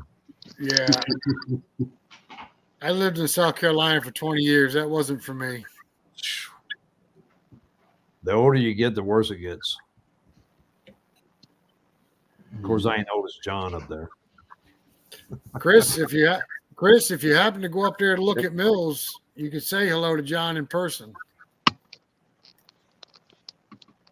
Monday through Thursday, right? Monday through Thursday. Yep. And Chris, you can hear me. Take your winter coat. Stop it. February. Hey, you might want to take your snow boots. And What are you laughing at, John? Yeah. we go to New York up there, in August up there in New York. And man, I take my flannel shirt, my heavy flannel shirt, my long johns. And they're like, "What are you doing?" I'm like, "Man, it's cold up here." And they're like, "Man, it's like 66 degrees." I'm like, "I know, it's cold. I'm freezing cold." T-shirt weather. I know. Everybody else running around in t-shirts. I got a flannel shirt on. See, they only get between middle of June, middle of July, and their summer's over with. I know it. Yeah, it's coming real quick. Summer's over at 4th of July. Once 4th of July rolls by, summer's over. No, that ain't for me. And we still got beach weather in December. I know that's not true. I don't know. We've been in the 70s and 80s in December. I've been down south with high humidity and 40 degrees. You can't get warm. Water temperature will drop.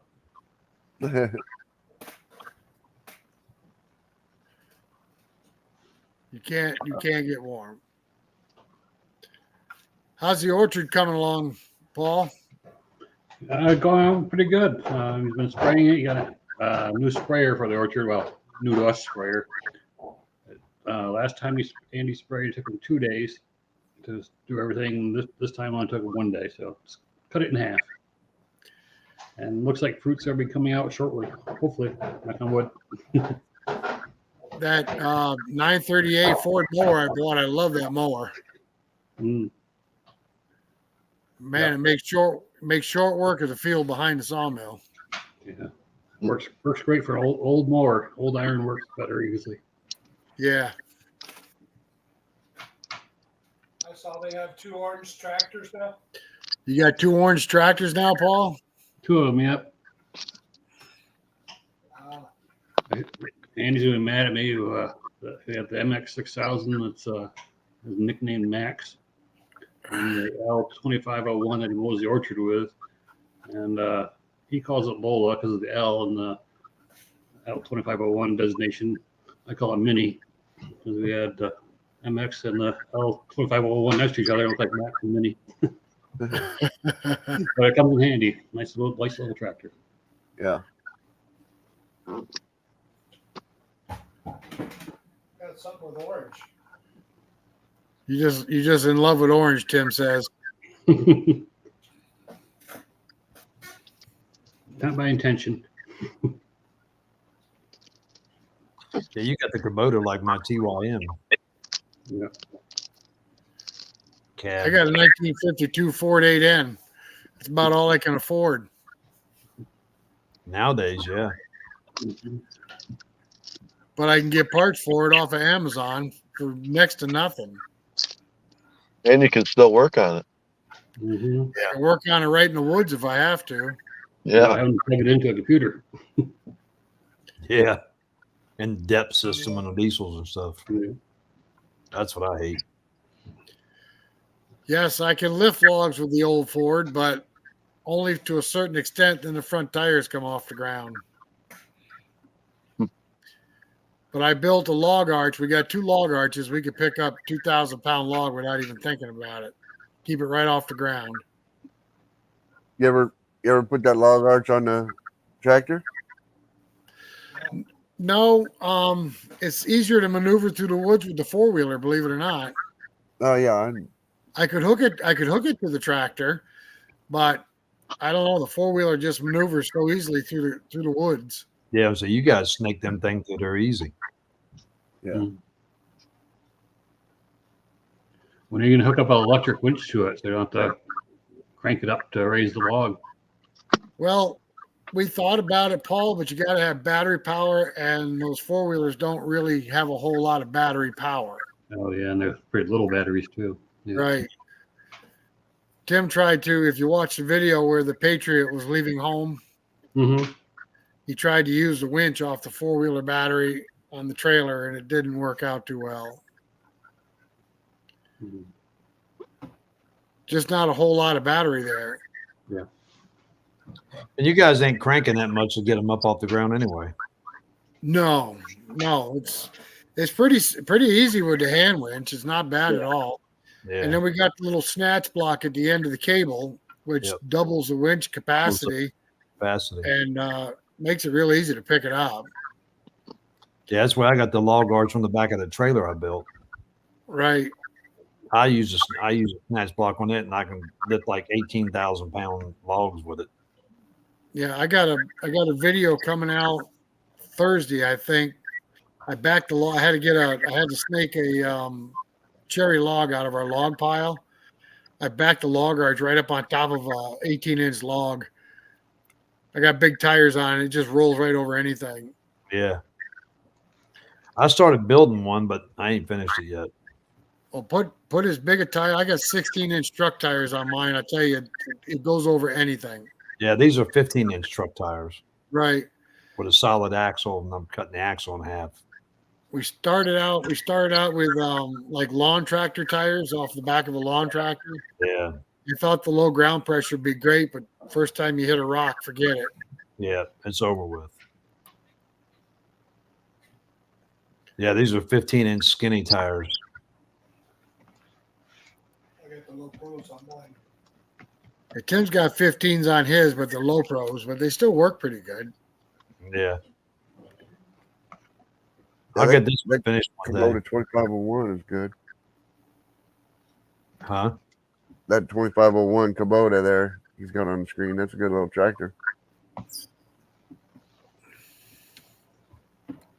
Sorry. Yeah, Kubota builds a nice tractor. I had a 2501, but I sold it and bought that TYM because it would lift more weight. The 2501, it was nice just for a yard tractor, but I got a Ford New Holland for that. But the 2501 just wouldn't lift nothing. It's only 25 horsepower and just didn't have enough power to do anything. What year was that? A newer one? Yeah, 21. They couldn't turn the pressure up for you on that? Or they No, would. no, it was maxed. Okay. And you lose steering when the steering would go out with you when you was trying to lift, or if you try to steer and lift, you couldn't do it both at the same time. Oh, they had an open circuit, huh? Yep. And I have I got a 98 Ford New Holland, and it's 27 horsepower, and they would outlift that Kubota in a heartbeat. Yeah, I've heard the TY. Well, we had TYM here. It was that thing would lift anything like crazy too. Yeah, the new one I bought, the TYM I bought, it's same as Paul's Kubota with a cab. I got what 60 horsepower. Yep. It'll lift just about anything I want, as bigger as I want. I lifted that white oak today. That was 10 foot, 36 inch across, 10 foot long, soaking wet. It lifted it like nothing.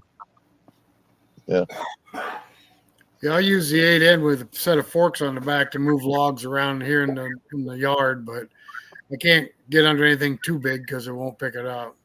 Yeah. There's no weight on the front of that Ford. That's the only problem with the TYM. But I put that, well, you probably seen where I put that job box on the back of mine full of cinder blocks. I got like 25 cinder blocks in that job box or more because it's a big job box I got back there. Yeah. So I ain't got no problem with the weight. My little 13 horsepower Kubota won't pick up anything, but I can move the logs around the log yard. I know that. I just sold my case. I had a case 580 backhoe, but I just sold it the other day. It's just too big to maneuver around the yard. Yeah, I had a neighbor had a 630 case, and I think the thing would get stuck right on the hard pavement. That was the worst backhoe I ever saw.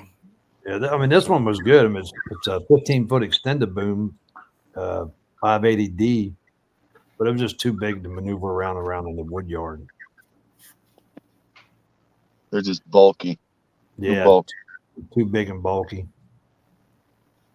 Well, that's because you got too small of a log yard. Yeah, I do. I only got about, what, half acre? Yep. I got almost 6.5 acres, but my wife ain't, she ain't going to cut no tree, limb, or anything on that wood. But you just need to talk her into putting them in the front yard. I see in your front yard. It's nice and level out there. Oh, yeah. Just put your logs out there. She's got her grist mills out there running. She's got a what? She builds grist mills. Oh, yeah. Miniature grist mills. Yep. She's got it out there in the pond running with flower beds and stuff. So she ain't no. Just put the logs right next to that. Yeah. That'd be fine. Tell her we need to put a mill inside that grist mill box. Yeah. Yeah. Water power. Right through there. Yeah. There you go. Yeah, I see a lot of people use skid steers around the log yard. Yep. I don't have the means to buy a skid steer. I'm trying to stay out of debt, not get into debt. Yeah. I looked at skid steers, but I've used the tractor for more than one thing. So brush hogging and stuff. Yep. Well, from what I've seen on the farms, if a skid steer doesn't have tracks on it, it gets stuck real easy. Yeah, they do. Unless you're on a hard gravel surface, for sure. Well, it's only, and you use it if you use it for wood yard. I mean, you ain't using it for nothing else. You can't pull a brush hog. You got a big auger on the back of it or anything like that. So, Right. Can't take it in the woods and go skidding timber with it unless you got tracks. And some guys do. you'd be getting pulled out every time you turn around. Yeah. Yeah, you got to have a tractor. I mean, you can't rototill your garden with a skid steer. Nope. You know what I mean? Exactly. That's why I got a 6-foot rototill and everything to go behind mine. Yeah. Right. I got too much equipment to go behind it. You can't put behind right. it. You can't afford a skid steer and all that other equipment. No place to hook it. Yeah. Yep. Well, no.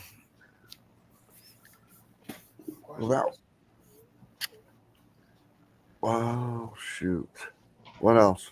What do you say about a skid? My skid steer loaded is fixed. Bobcat 753 with steel tracks. Man, that would tear up some shit. Excuse me. Yeah.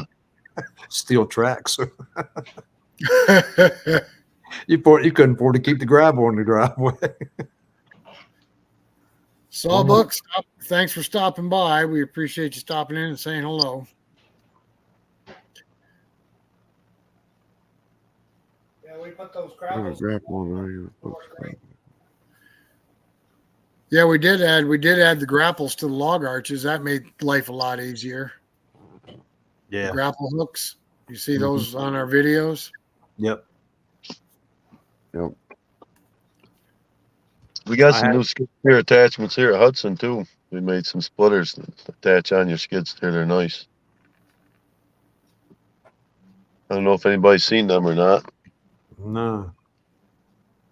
Yeah, the one's the inverted one. Then we got a standby one where you just, if you got an open circuit, you can run it there standing firewood. But pretty okay. powerful. Splitting big wood, if you got great big trees or butts or whatever to split up. That's meow. I noticed I was out front of Hudson the other day. Can they run off a tractor? What sort of flow do they need? 16 to 20 gallons a minute. You're Oh, fine. wow, okay. Yours will hold it, Paul. It's just gonna be I slow. don't know. The cylinder might be moving pretty slowly. Yeah. No, they're set up for. I don't know what the high flow is on skid steers. Some of them are adjustable too. Hmm. Yeah. You can Some of them adjust your flow on. Yeah, they got some high flow on them skid steers. Oh yeah. That's spruce. That's like to warm that polished salt up. Yeah, nice looking spruce there this morning, Paul. That's Thank you. Well, just Nice and clear. clear but hard to handle. That's my back sore. Yeah, That's why he's looking at the hydraulics. Yeah, you got it. You put the winch up, didn't you? Manual once, yeah. Yeah. It helps. yeah, but Andy wasn't there to turn it. And exactly, no Andy to turn it. Yep. You see, I put the hitch. You remember when I had the Norwood and I put the winch on it? Mm-hmm. I mounted a receiver off the back of a truck underneath there, and then built a post up out of 2x2 square tubing and put a 3500 electric winch right there and pulled right up on the mill, and I could take it in and out, Cool. or I could roll the log up on the mill with it. Mm-hmm. Yeah, we don't have any power over there, so I got to figure out that solution first. Yeah. No Yeah, you electric. ain't got a fire backer, do you? I don't believe I remember when you had the Norwood, Steve. Oh, you don't? No. That's when Bonnie ran it. That was her. Man, both these sawmills are hers. I mean, this ain't my sawmill; it's hers. I bought the Norwood for her, but it was full manual. I just now you need to go back and look at some of the old videos because I modified the crap out of it, like I did in Woodmiser so far. I've been John, are modifying. you sitting in a truck? Yeah, I'm sitting in my pickup now. He's got the heater on. No, I got the heater on. Well, better go outside because it's chilling right off. Got any frost on the windows yet? No, not yet. They aren't Yeah. cleaned up yet either, so it must be all right. Oh boy. Yeah, all you guys with 100 degree heat, this is what we have to tolerate. Mm-hmm. Hey, at least you can go outside and be nice and cool to work tonight. Absolutely. Yep. I go outside, I get ate up by mosquitoes, and it looks like I just got out of the shower within 15 minutes. I'm Yeah. paying my dog. When we go up to Woodsman's Days in Boonville, it's the only place I know of. You have to start out with a winter jacket, and then you're down to a sleeveless shirt by the end of the day. Matter of fact, last year when we were up there, John, you were wearing a heavy coat when we got there. Yeah, I was wearing my vest and my sweatshirt.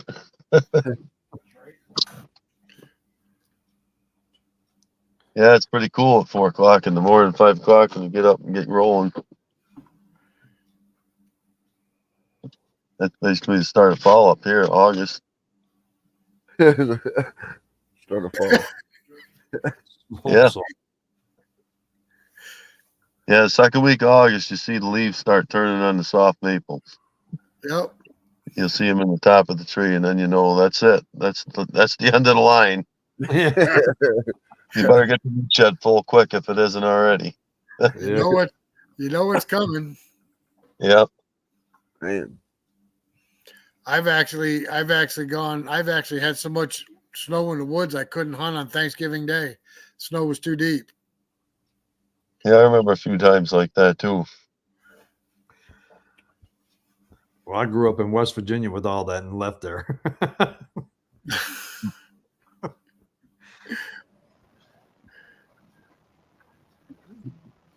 Well, I don't know. I'd rather deal with the cold than the heat, to tell you the truth. Yeah, me too now. I still love the heat. The heat ain't too bad. It's the humidity that gets you. Yeah, that's true. The Yeah, humidity, that just brings you down. yep. It'll drain you quick. Yeah. I miss the snow. I'll tell you what you guys don't realize drains you is freaking wind. Mhm. You guys, none of you have the wind. You know what I mean? It's blowing 40 mile an hour out here, and you just walking. You know what I mean? And it's draining you just because you have to try and stand up. It's unbelievable some days. Now Where you you live in I'm in Illinois. Illinois. Oh yeah. I often said that if I ever had the money, I'd buy a big plot of land in Illinois and put a crooked road in. It had a curve to go around, huh? I'd put No, a curvy, there ain't no put a crooked curvy road. road in. No, it's straight. I think last time I was out in Indiana, you could shoot a bullet north and south and east and west and not hit anything till the bullet hit the ground because the roads are so straight. Yep. Yeah, I go up to New York, and you're like, "Why are you doing 35 mile an hour?" I'm like, "Man, because this road is crooked. You know, I don't know where the heck I'm going." You know, or somebody up there from New York says, "Oh, just go straight down this road," and I'm like, "Yeah, you've already lost me." You know, because I know there's a bend right there, so there ain't no going straight down this road. I don't know what you're talking about. Yeah, Or you could their idea is straight, and your idea is straight are two different straights. Yep. And see, John gets back home, he's got to have a front end alignment because cars I'm not used telling to you. doing all them turns. No, I went to an auction that was freaking. I went to an auction today. It's about 20, 25 miles away. And I turned once out of my driveway and I went straight for 25 miles and I turned into the auction. That was it. You know, there was no crook, there was no other turns, nothing. Well, the thing of it is, if you got up on the roof of your house, you could probably see the auction. Yeah, if it weren't for the trees, you could. You don't even have a stoplight, do you? Never hit a stoplight, no. Nope. You can go, geez, I don't even know where the closest stoplight is. 30 miles south. Closest stoplight. And I think I got 9 between here and 9 miles of work. No. Yeah, about 4 stop signs, 9 red lights. If you go down here to the corner and you look, you can see 28 miles away. You can see whether it's red or green. You know right when to take off, huh? Yeah, you're like, oh, red, let's go. Yeah. Well, John, last year on vacation, you brought us a Sasquatch. What are you going to bring us this year? I don't know. You know what I'm going to do when I'm up there, though? That big hollow tree. It's the same tree that Sasquatch came out of. I'm going to, like, cut and make it back for a chair out of that. Where you're, like, sitting down in the hollow. Yep. Spot of it and use the hollow as the back of the chair. But I don't know what you're going to saw in the sawmill. There ain't much sawing in that hollow log. Did you say you came to Virginia? Me? I know we were in South Carolina Oh, okay. Oh, for the week.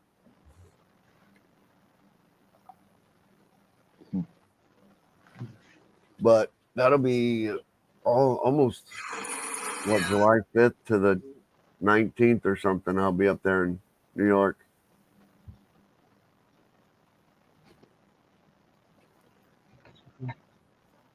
Sasquatch. We should see Sasquatch come out of the kiln in a few weeks. Yeah, I don't know if you can see it or not. Let's see if I can find a camera. You see the green screen. There's the Oh, yeah. Sasquatch. See the There's Sasquatch? Bigfoot. Hold it. Your green screen is killing it, but you can Yeah. see it. I wish there was a way I could put it on there. Put I it in was- front of your shirt. Huh? Put it in front of your shirt. Yeah, but it's too far away. In front of your ugly mug. There you go. There you go. Oh, stop. Stop. You can see Sasquatch in there, can't you? No? You guys aren't shaking your heads, yes. No, you can't see it? No, I can't. That was pretty cool. I know that. Yep. What'd you do? Carve it? No, it No. was in a burrow. It Oh, was in a big maple burrow. And I just had him, I brought it down to his mill and had him cut it into 2-inch slabs. We were taking those slabs off and I was showing each one of them to the camera, you know, for the YouTube video. yeah. And I'd wipe off the sawdust with my hand and went about our business. I recorded a video and they recorded a video. And one of their viewers, after they posted the video, one of their viewers says, "Well, that's Bigfoot right there in your burrow." We didn't see it the day that we saw it, Right. No. and I got them back out and had to look at them, dump water over them. I'm like, "Yeah, there's a Bigfoot in there for sure." I got him in 2 slabs, you know. Yeah. Mirror image. Yep. Nice. Try it now, Rick. Well, yeah, hang on a minute. Whenever I'm cutting them big slabs out with them knots in them, I always look for the man in the woods standing in there sitting. You see the face. Mhm. Let's see. I got to turn it You over. got to just get the picture. Isn't there a? Yep. We have a picture of it. I can't see it, Tim. Can you send me a picture? Yeah, I can send you a picture. I'm going to send it to Tim. Maybe he can get it on here somehow. Is that Sasquatch in the background up on the mill? No, that's many years ago. That's back when I was 30. Now we see Sasquatch. I don't think I have it on my camera anymore. Should be getting it.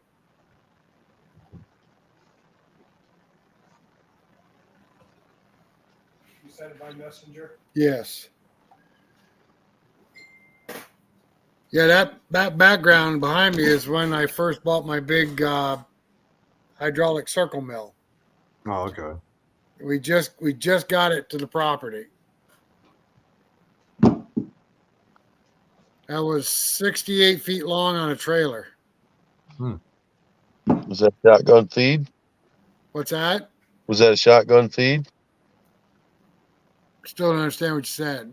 I said, was that a shotgun feed? Hydraulic mill, you said. Yeah, it's a hydraulic mill. It was based on, it started out as a Chase 100, and then somebody built it into a hydraulic mill. Hydraulic meaning it was powered with a hydraulic motor. Yep, hydraulic. Well, the diesel powered the hydraulic pumps, yes. Uh-huh. And then the blade was run with hydraulic. The log turner was hydraulic. Everything on it was hydraulic. How many horse was that motor?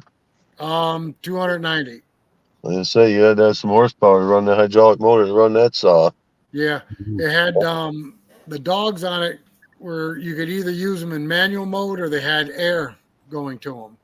Yep. You could lock them with air. Nice. I sold that mill 22, 23 years ago, and when it left, I knew I made a mistake, and I've regretted it ever since. But you Is that couldn't find nobody to help you saw it today, so. Yeah. Is that like Well- the one that Bus Motor Productions got? that saw had to have 4 people to run it. That's the problem. Have you seen bus motor production? Mark Gleachy. Yeah. Yeah, I think I know who you're talking about. Yellow Mill. Yeah. Yeah, that's about. Yeah, his is That's all close. hydraulic. That's close to what mine looked like. I even thought it might have been my mill at one time, but it wasn't. I looked it over close. Yeah. They've done a lot of work to that mill since they got it. Mine's in Pennsylvania somewheres. I don't know. I lost track of it. Probably ended up on a Amish farm. Yeah. Probably right next to you. Probably about 5 miles away from you now. That'd be nice. There was a gentleman down in North Carolina that bought one, but he passed away, and I don't know what they ever did with his. He was on YouTube a lot. He did a lot of storytelling. Yeah. I'm bad. Well, I bought a band mill so I could run it by myself. What'd you say, Paul? McCoy or something like that? Yep, McCoy. Yeah, you're right. I used to watch him all the time. He was pretty good sawyer. Yeah, he passed away, and his wife's and his son sold that mill. I think that ran by hydraulics too, and they had the log loader and everything. Mm. Well, I heard it pop. What was That's that? that's me. Whoa, look.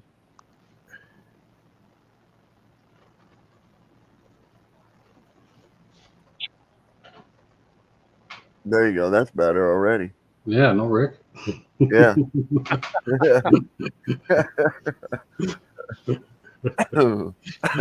Poor Rick, but fun to pick on.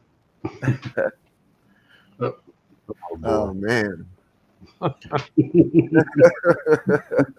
Control. Now you got right between you two. Control with sense of humor. At least he was off to the side. We didn't have to look directly at him. Yeah. Now I'm in the middle. Yeah. Now when I make a short, there's no way to get him out of the short.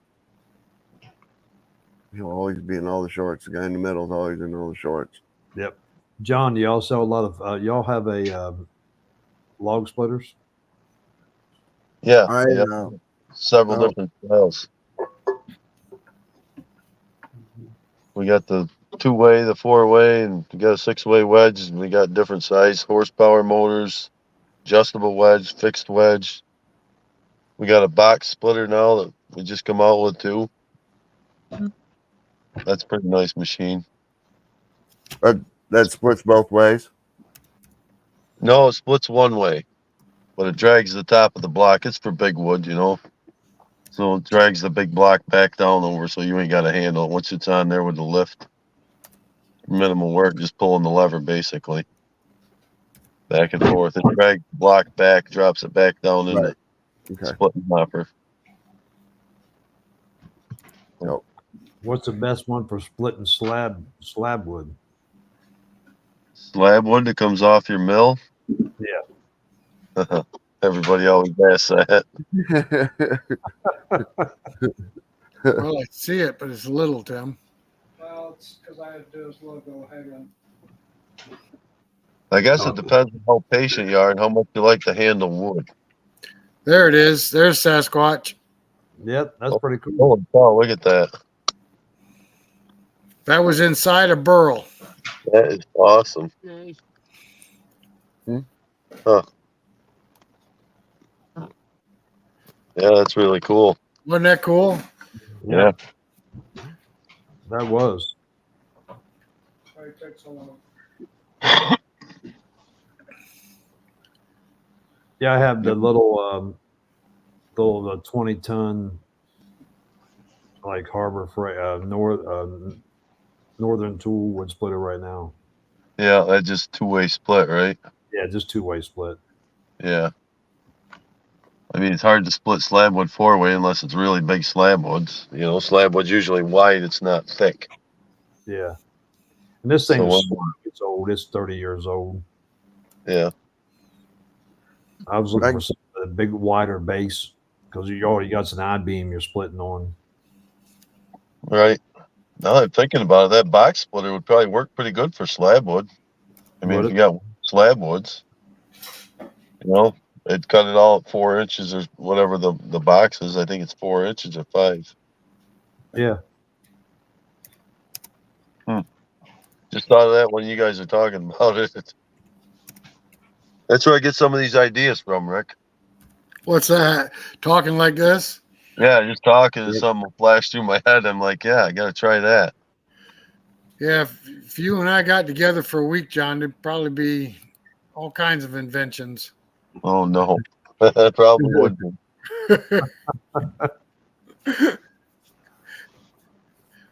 You'll You have got to to come look. up sometime and see my circle mill. Be a good reminisce for you, anyways. I would love to see your circle mill.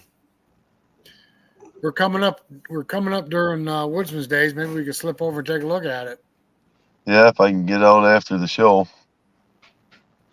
When's I'm sure, Woodman Day? I'm sure I'll be working the show again. When's Woodman Day? Third week in August. Third So week it's in usually around the 18th or the 21st of August. Usually within that week. It's a Friday, Saturday, and Sunday. I'll look it up. I tell you, I've been disappointed with Woodsman's Days since COVID. It's just not as big as it used to be. Oh yeah, it's drunk fast.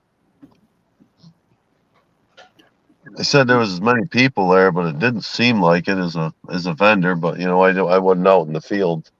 They got a lot more in the infield now, so you don't see as many people.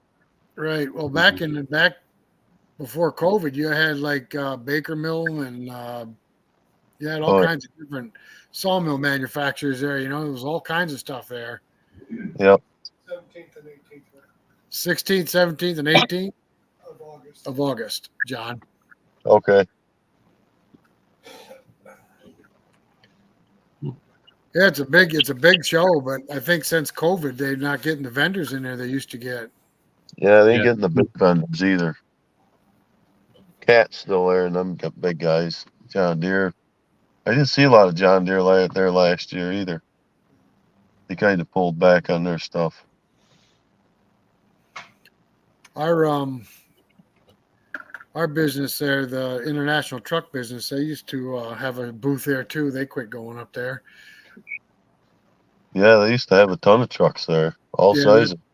That sucked because I used to get in for free. Nobody gets in for free anymore. Oh, is that right? Yeah, I got the cards at every gate, boy. You check if you're a vendor or not. It's it used to be.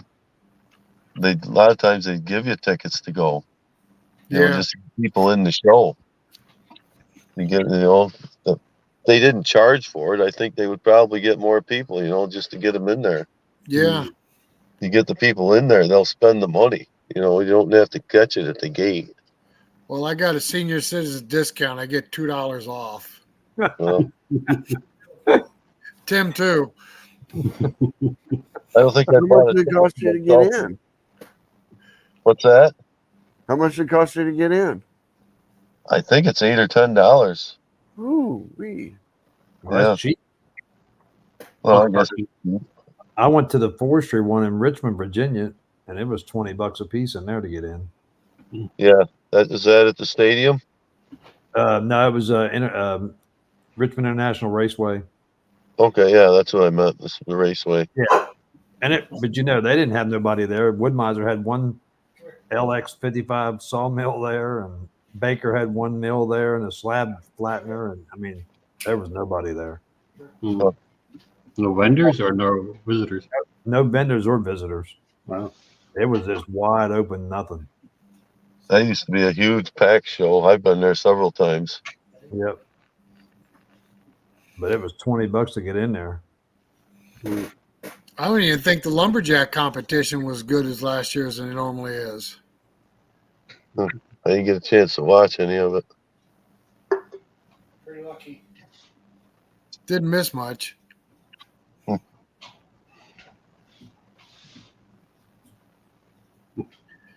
Yeah, I didn't go this year. I probably won't go until I hear about if they build up or not.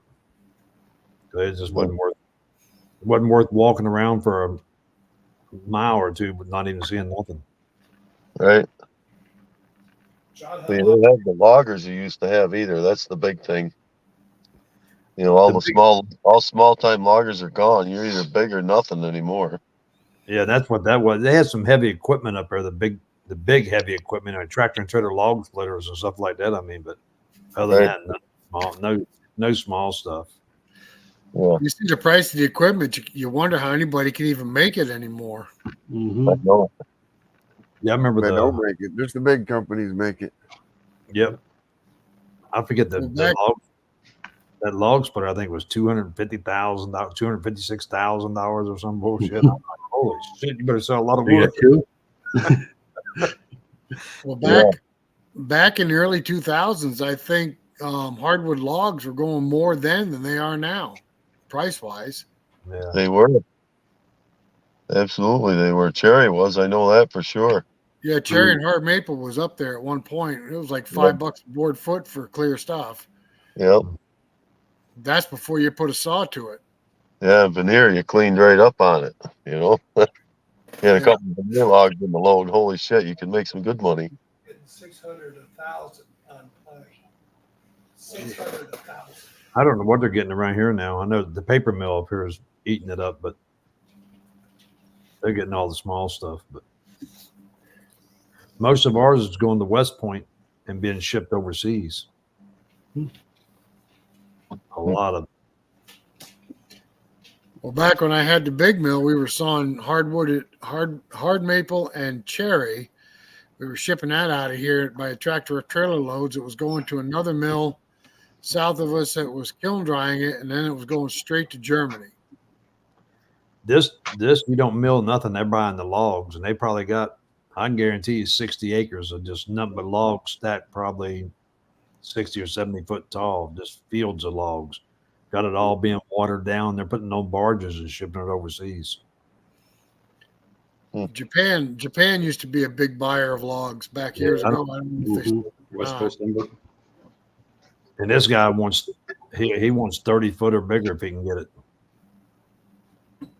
Well, So they're steady feeding him. One of these days I'm gonna go up and video, fly the drone over it. They said it was like 70 acres, just nothing but just timber stacked. I know I looked over Ship it around. overseas, huh? Yep, all going overseas. And I all can believe that. all he's doing is debarking it and putting it on a barge. And that's where a lot of the logs around here are going. I mean, a lot of the wood. Well, around here, if we buy logs, we have to compete with the Amish. The Amish set the price on the logs, and a lot of times they'll be way past the price of what it normally should be.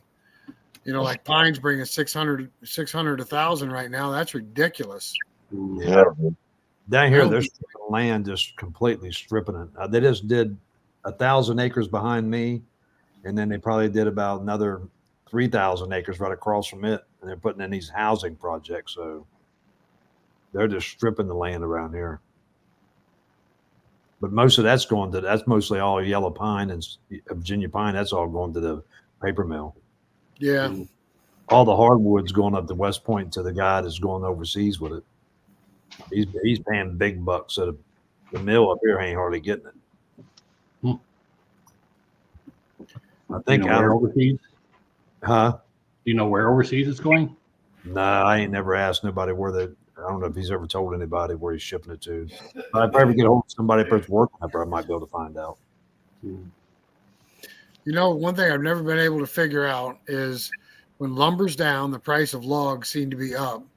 And when the price of logs drop, the price of lumber, when logs go up, the lumber goes down. Yep. And when the lumber goes up, the logs go down. It's the opposite. You know, I don't understand that. Yeah, it's a swing like that. It's crazy. And see, the mills around here won't buy no yard trees. So they only buy wooded areas, but that guy buys anything. So Yeah. now you got a lot of tree services taking them to him. if we saw logs for somebody, we tell them to leave the first 12 foot laying in the yard. We won't cut it. Yard trees. And that's why you got all these tree services now. They're cutting all that hardwood, taking it straight to him because he's buying it. They're paying big bucks for it. So Yeah. but You've never hit it. You've never hit any nails, have you, Steve? no. You got about them railroad ties, railroad spikes like that. Hatchet. Horseshoes, hanging eggs. I think Paul's hit a few too, huh, Paul? A few more than I want, of course. Usually when I hit them, I just take the log off the mill and throw it over the hill. I'm just tired of messing with them. The Oh, worst I ever hit is I've hit horseshoes in trees, but the worst I ever hit was a cobblestone. Somebody must have set it in the crotch of a tree or in. I hit the cobblestone with the big mill. I thought I destroyed the blade. Ooh. And yeah, it shot the teeth right through the roof of the mill like a machine gun, the teeth and shanks.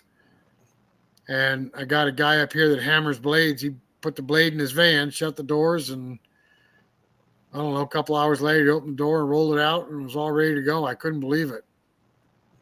That was probably a pricey oops. The worst thing I've got is that, remember, I think I did a video with the wood eyelet screws. They hang Yeah. up. They had 9 of them side by side. I'm like, what the hell was that? A car? But they had 9 of them. They done broke the heads off. So it was 9 of them, about 4 inches long in there. And I hit them all at one time, just whack. I've hit clothesline pulleys. Yeah. And I've hit horseshoes. I mean, the horseshoe was something. They must have hung them on a branch or something, and it grow into the tree. Well, my wife's father, where he lives at, we got a big oak tree. It's probably about 60 inches wide or 70 inches wide. There's a come along hanging up in that tree. It's completely covered up. It's just a handle sticking out. We used to pull meters and we left it up there. So I hate seeing anybody. Another thing too is they tap maple trees here in the spring for syrup, for sap. Oh yeah. And the old metal spires. Yep. Spires, is that what they call spires? Spiles. They leave them in the trees. Those are hard. Oh Those yeah. are really hard. Yep. Yeah, I mean, I hit some nail, but I ain't never hit no really, really big stuff, except for them eyelets that day, and that was it. I kind of look over them pretty good, but soon I hit something. I had a maple. I hit like 4 nails, and I just take it off the mill, throw it over the hill. There's always another log somewhere. I ain't got the time to sit there and mess with it. Yeah, I hear you. Yeah, I tell the customer, if you want it milled, there's a guy right down the road. He'll mill anything. Take it to him. He'll mill a cinder block if you want it milled. But we got some nice ash trees that they took down along the road. Some nice big ones. They were 28 inch, and took the metal detector to it and found where they had posted signs on the tree. Oh yeah. Dug all the nails out, and we started to cut it. And danged if we didn't get into a roof and tack. A couple of them. It's just like they must have hung posted signs all over the side of the tree. All over, yep. Yard sale signs. Yeah, something. Yep. Well, I tell them, I mean, most of your metal detectors ain't gonna go but 2 inches in the wood. Right. Yeah. I don't care how good a metal detector you buy. 2 inches is about as thick as far as you're gonna go down in the wood. Dang it. Yeah, dang it. Dang it. I heard that. Dang it. To me, there's just too many logs out there to take a chance on tearing your mill up. Yeah, I don't. But people come to us with yard logs. I tell them leave the first 12 foot in the yard. Don't even bother bringing it. Yeah. And it's a shame too, because we get some nice hard maples, that people bring us coming out of the yard, and it's just like you're going to run into metal. Yeah. I mean, I don't mind taking. They can bring it, but soon I hit something, I usually take it off the mill. They can have it back. And there's a guy down the road. He'll mill anything. I just tell him, if you want it milled any further than that, I ain't gonna charge you. I just put it on the truck and you can haul it down there to him. I just ain't messing with it. We got a couple guys up the road to probably mill it, but they're a little far away. They're they're 40 minutes or so from us, right, Paul? This boy's got, I forget the mill he's got. It came from Harbor Freight. It's a manual mill, but he'll mill anything for $50 a log. I seen where he was advertising the other day. He was doing $50 an hour, and he'll come to you. Yeah. Yeah, I'm like, go for it. Yep. Yeah, he must be Any desperate. small business you can get. Yep. Yep. $50 an hour, $75 for driving time, and he'll go up to 100, 200 miles for $75. I'm like, nah, I ain't doing it. Yep. Ain't even a business. So John, is there any more new equipment coming down the road from Hudson? Anything in the future? No, just them wood splitters, like I said. We got a whole new line of wood splitters coming through with the skid steers, the box splitter, the edger. The stake pointer was new this year, so that's probably about it for right now. The cookie cutter. Then the cookie cutter, yes. Yeah. Love those track sweeps. Yeah, Tim said he loves the track sweeps. Yep, that was a nice addition you had. Mhm. Yeah, those things work good. You don't keep your track clean, you're going to be fighting your mill constantly. Right. Oh yeah. I did that on Norwood. You couldn't keep that sucker clean. No, it's night and day. And they hadn't had track cleaners on the front of it, but the sap just built up on it. The yellow pine and Virginia pine, Oh, it's running out by the bucket full. yeah. Yeah, that stuff is real sappy. I've sawed some of that. Yep. See, we don't get none of that ash or white pine. Just did that. Ash is Yeah. all ash is just about all going around in my area. It's starting to go around here. We've still got some going, but the borers are here, I'm afraid. Yeah, it ain't going to last much longer because it's devastating up here, too. Mhm. Everybody's cutting their wood lots off. I got 2 laying in the log yard, maybe 3 ash, and they're pretty much dead. Forrest has told us that there won't be any saw logs there won't be any ash saw logs left in 10 years. Yeah. We got something killing Virginia the beech trees as well. We got beech trees dying like crazy up here. Yeah, same thing. Hmm. So if you got any ash, saw it up in 10, 15 years, it's going to be worth a lot of money. Mhm. Even if they just put it in cans, since you could store it inside and keep it good, it's going to be worth a fortune. Yeah. We still got some good swamp ash. Do you know how old I'm going to be 10, 15 years from now? Yeah, I'm going to be old enough, so I don't give a crap. But I won't even remember where I put the ash. I think we need to spell ash. I'll be investing in Depends. For your ash. Too many jokes for that one. 401k guy always tells you, "Oh, you're in it for the long haul. The long haul's done, pal. I'm over. I'm done." Yeah. The long haul's gone, ain't it? Yeah, we're at the end. We're at the end of the road. It's time to start collecting, and you're telling me the stock market killed me? Yeah. Wrong answer. Yeah, we're at the part where we're starting to cash in. I know it. Trying to. Trying to. Well, guys, it's been a good night, but it's Yeah. getting late. Yeah, it has. yeah, We appreciate everybody that attended. And how you doing, Mr. Doughboy? You got in there just in time. We're getting ready to close her down. Yeah, we ain't got Michael from Wilson Forest Lands or Eric. They'd still be running on 7:00. Yeah, I know. Everybody here is on the East Coast, or Yeah. you're on the same time we are now, John, aren't you? No, I'm still an hour. Yeah, Still he's an hour behind. All right, guys. Well, we're going to shut it down. We appreciate everybody that came along tonight with us, and thanks for all the comments and the questions. And John, we appreciate you coming on, showing us that new edger. That is really something to look at. yeah, it's been a pleasure. I'd say a big shout out to hi to all our Hudson fans and Hudson Sawmill owners. Yes. Got questions? Always feel free to give me a shout here. Nice meeting you and talking to you. All right, Yes, sir. you guys. Yeah, You guys that was on. a nice edger. You guys on here, just hang tight a minute after we go off. We'll talk for a second. All right. All right, everybody. Thanks for coming along with us, and we appreciate you watching our show. And we'll see you on the third Saturday of next month. And if there's anything you want to see or talk about between now and then, contact us at TwoBrothersOutdoors@yahoo.com. Or you want to throw your email out there, John? Mine? Me? John. Oh, mine? I don't even know what mine is. My Natural Farm Gym.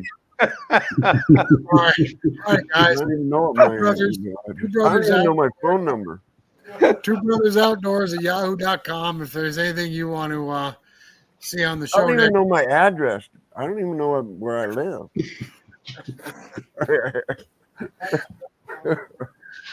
All right, guys, and check out Hud-son Forest Equipment. You can find them at hudson.com, John. That's correct. hudson.com. All right, guys, thanks for coming along, and we'll catch you on the next one.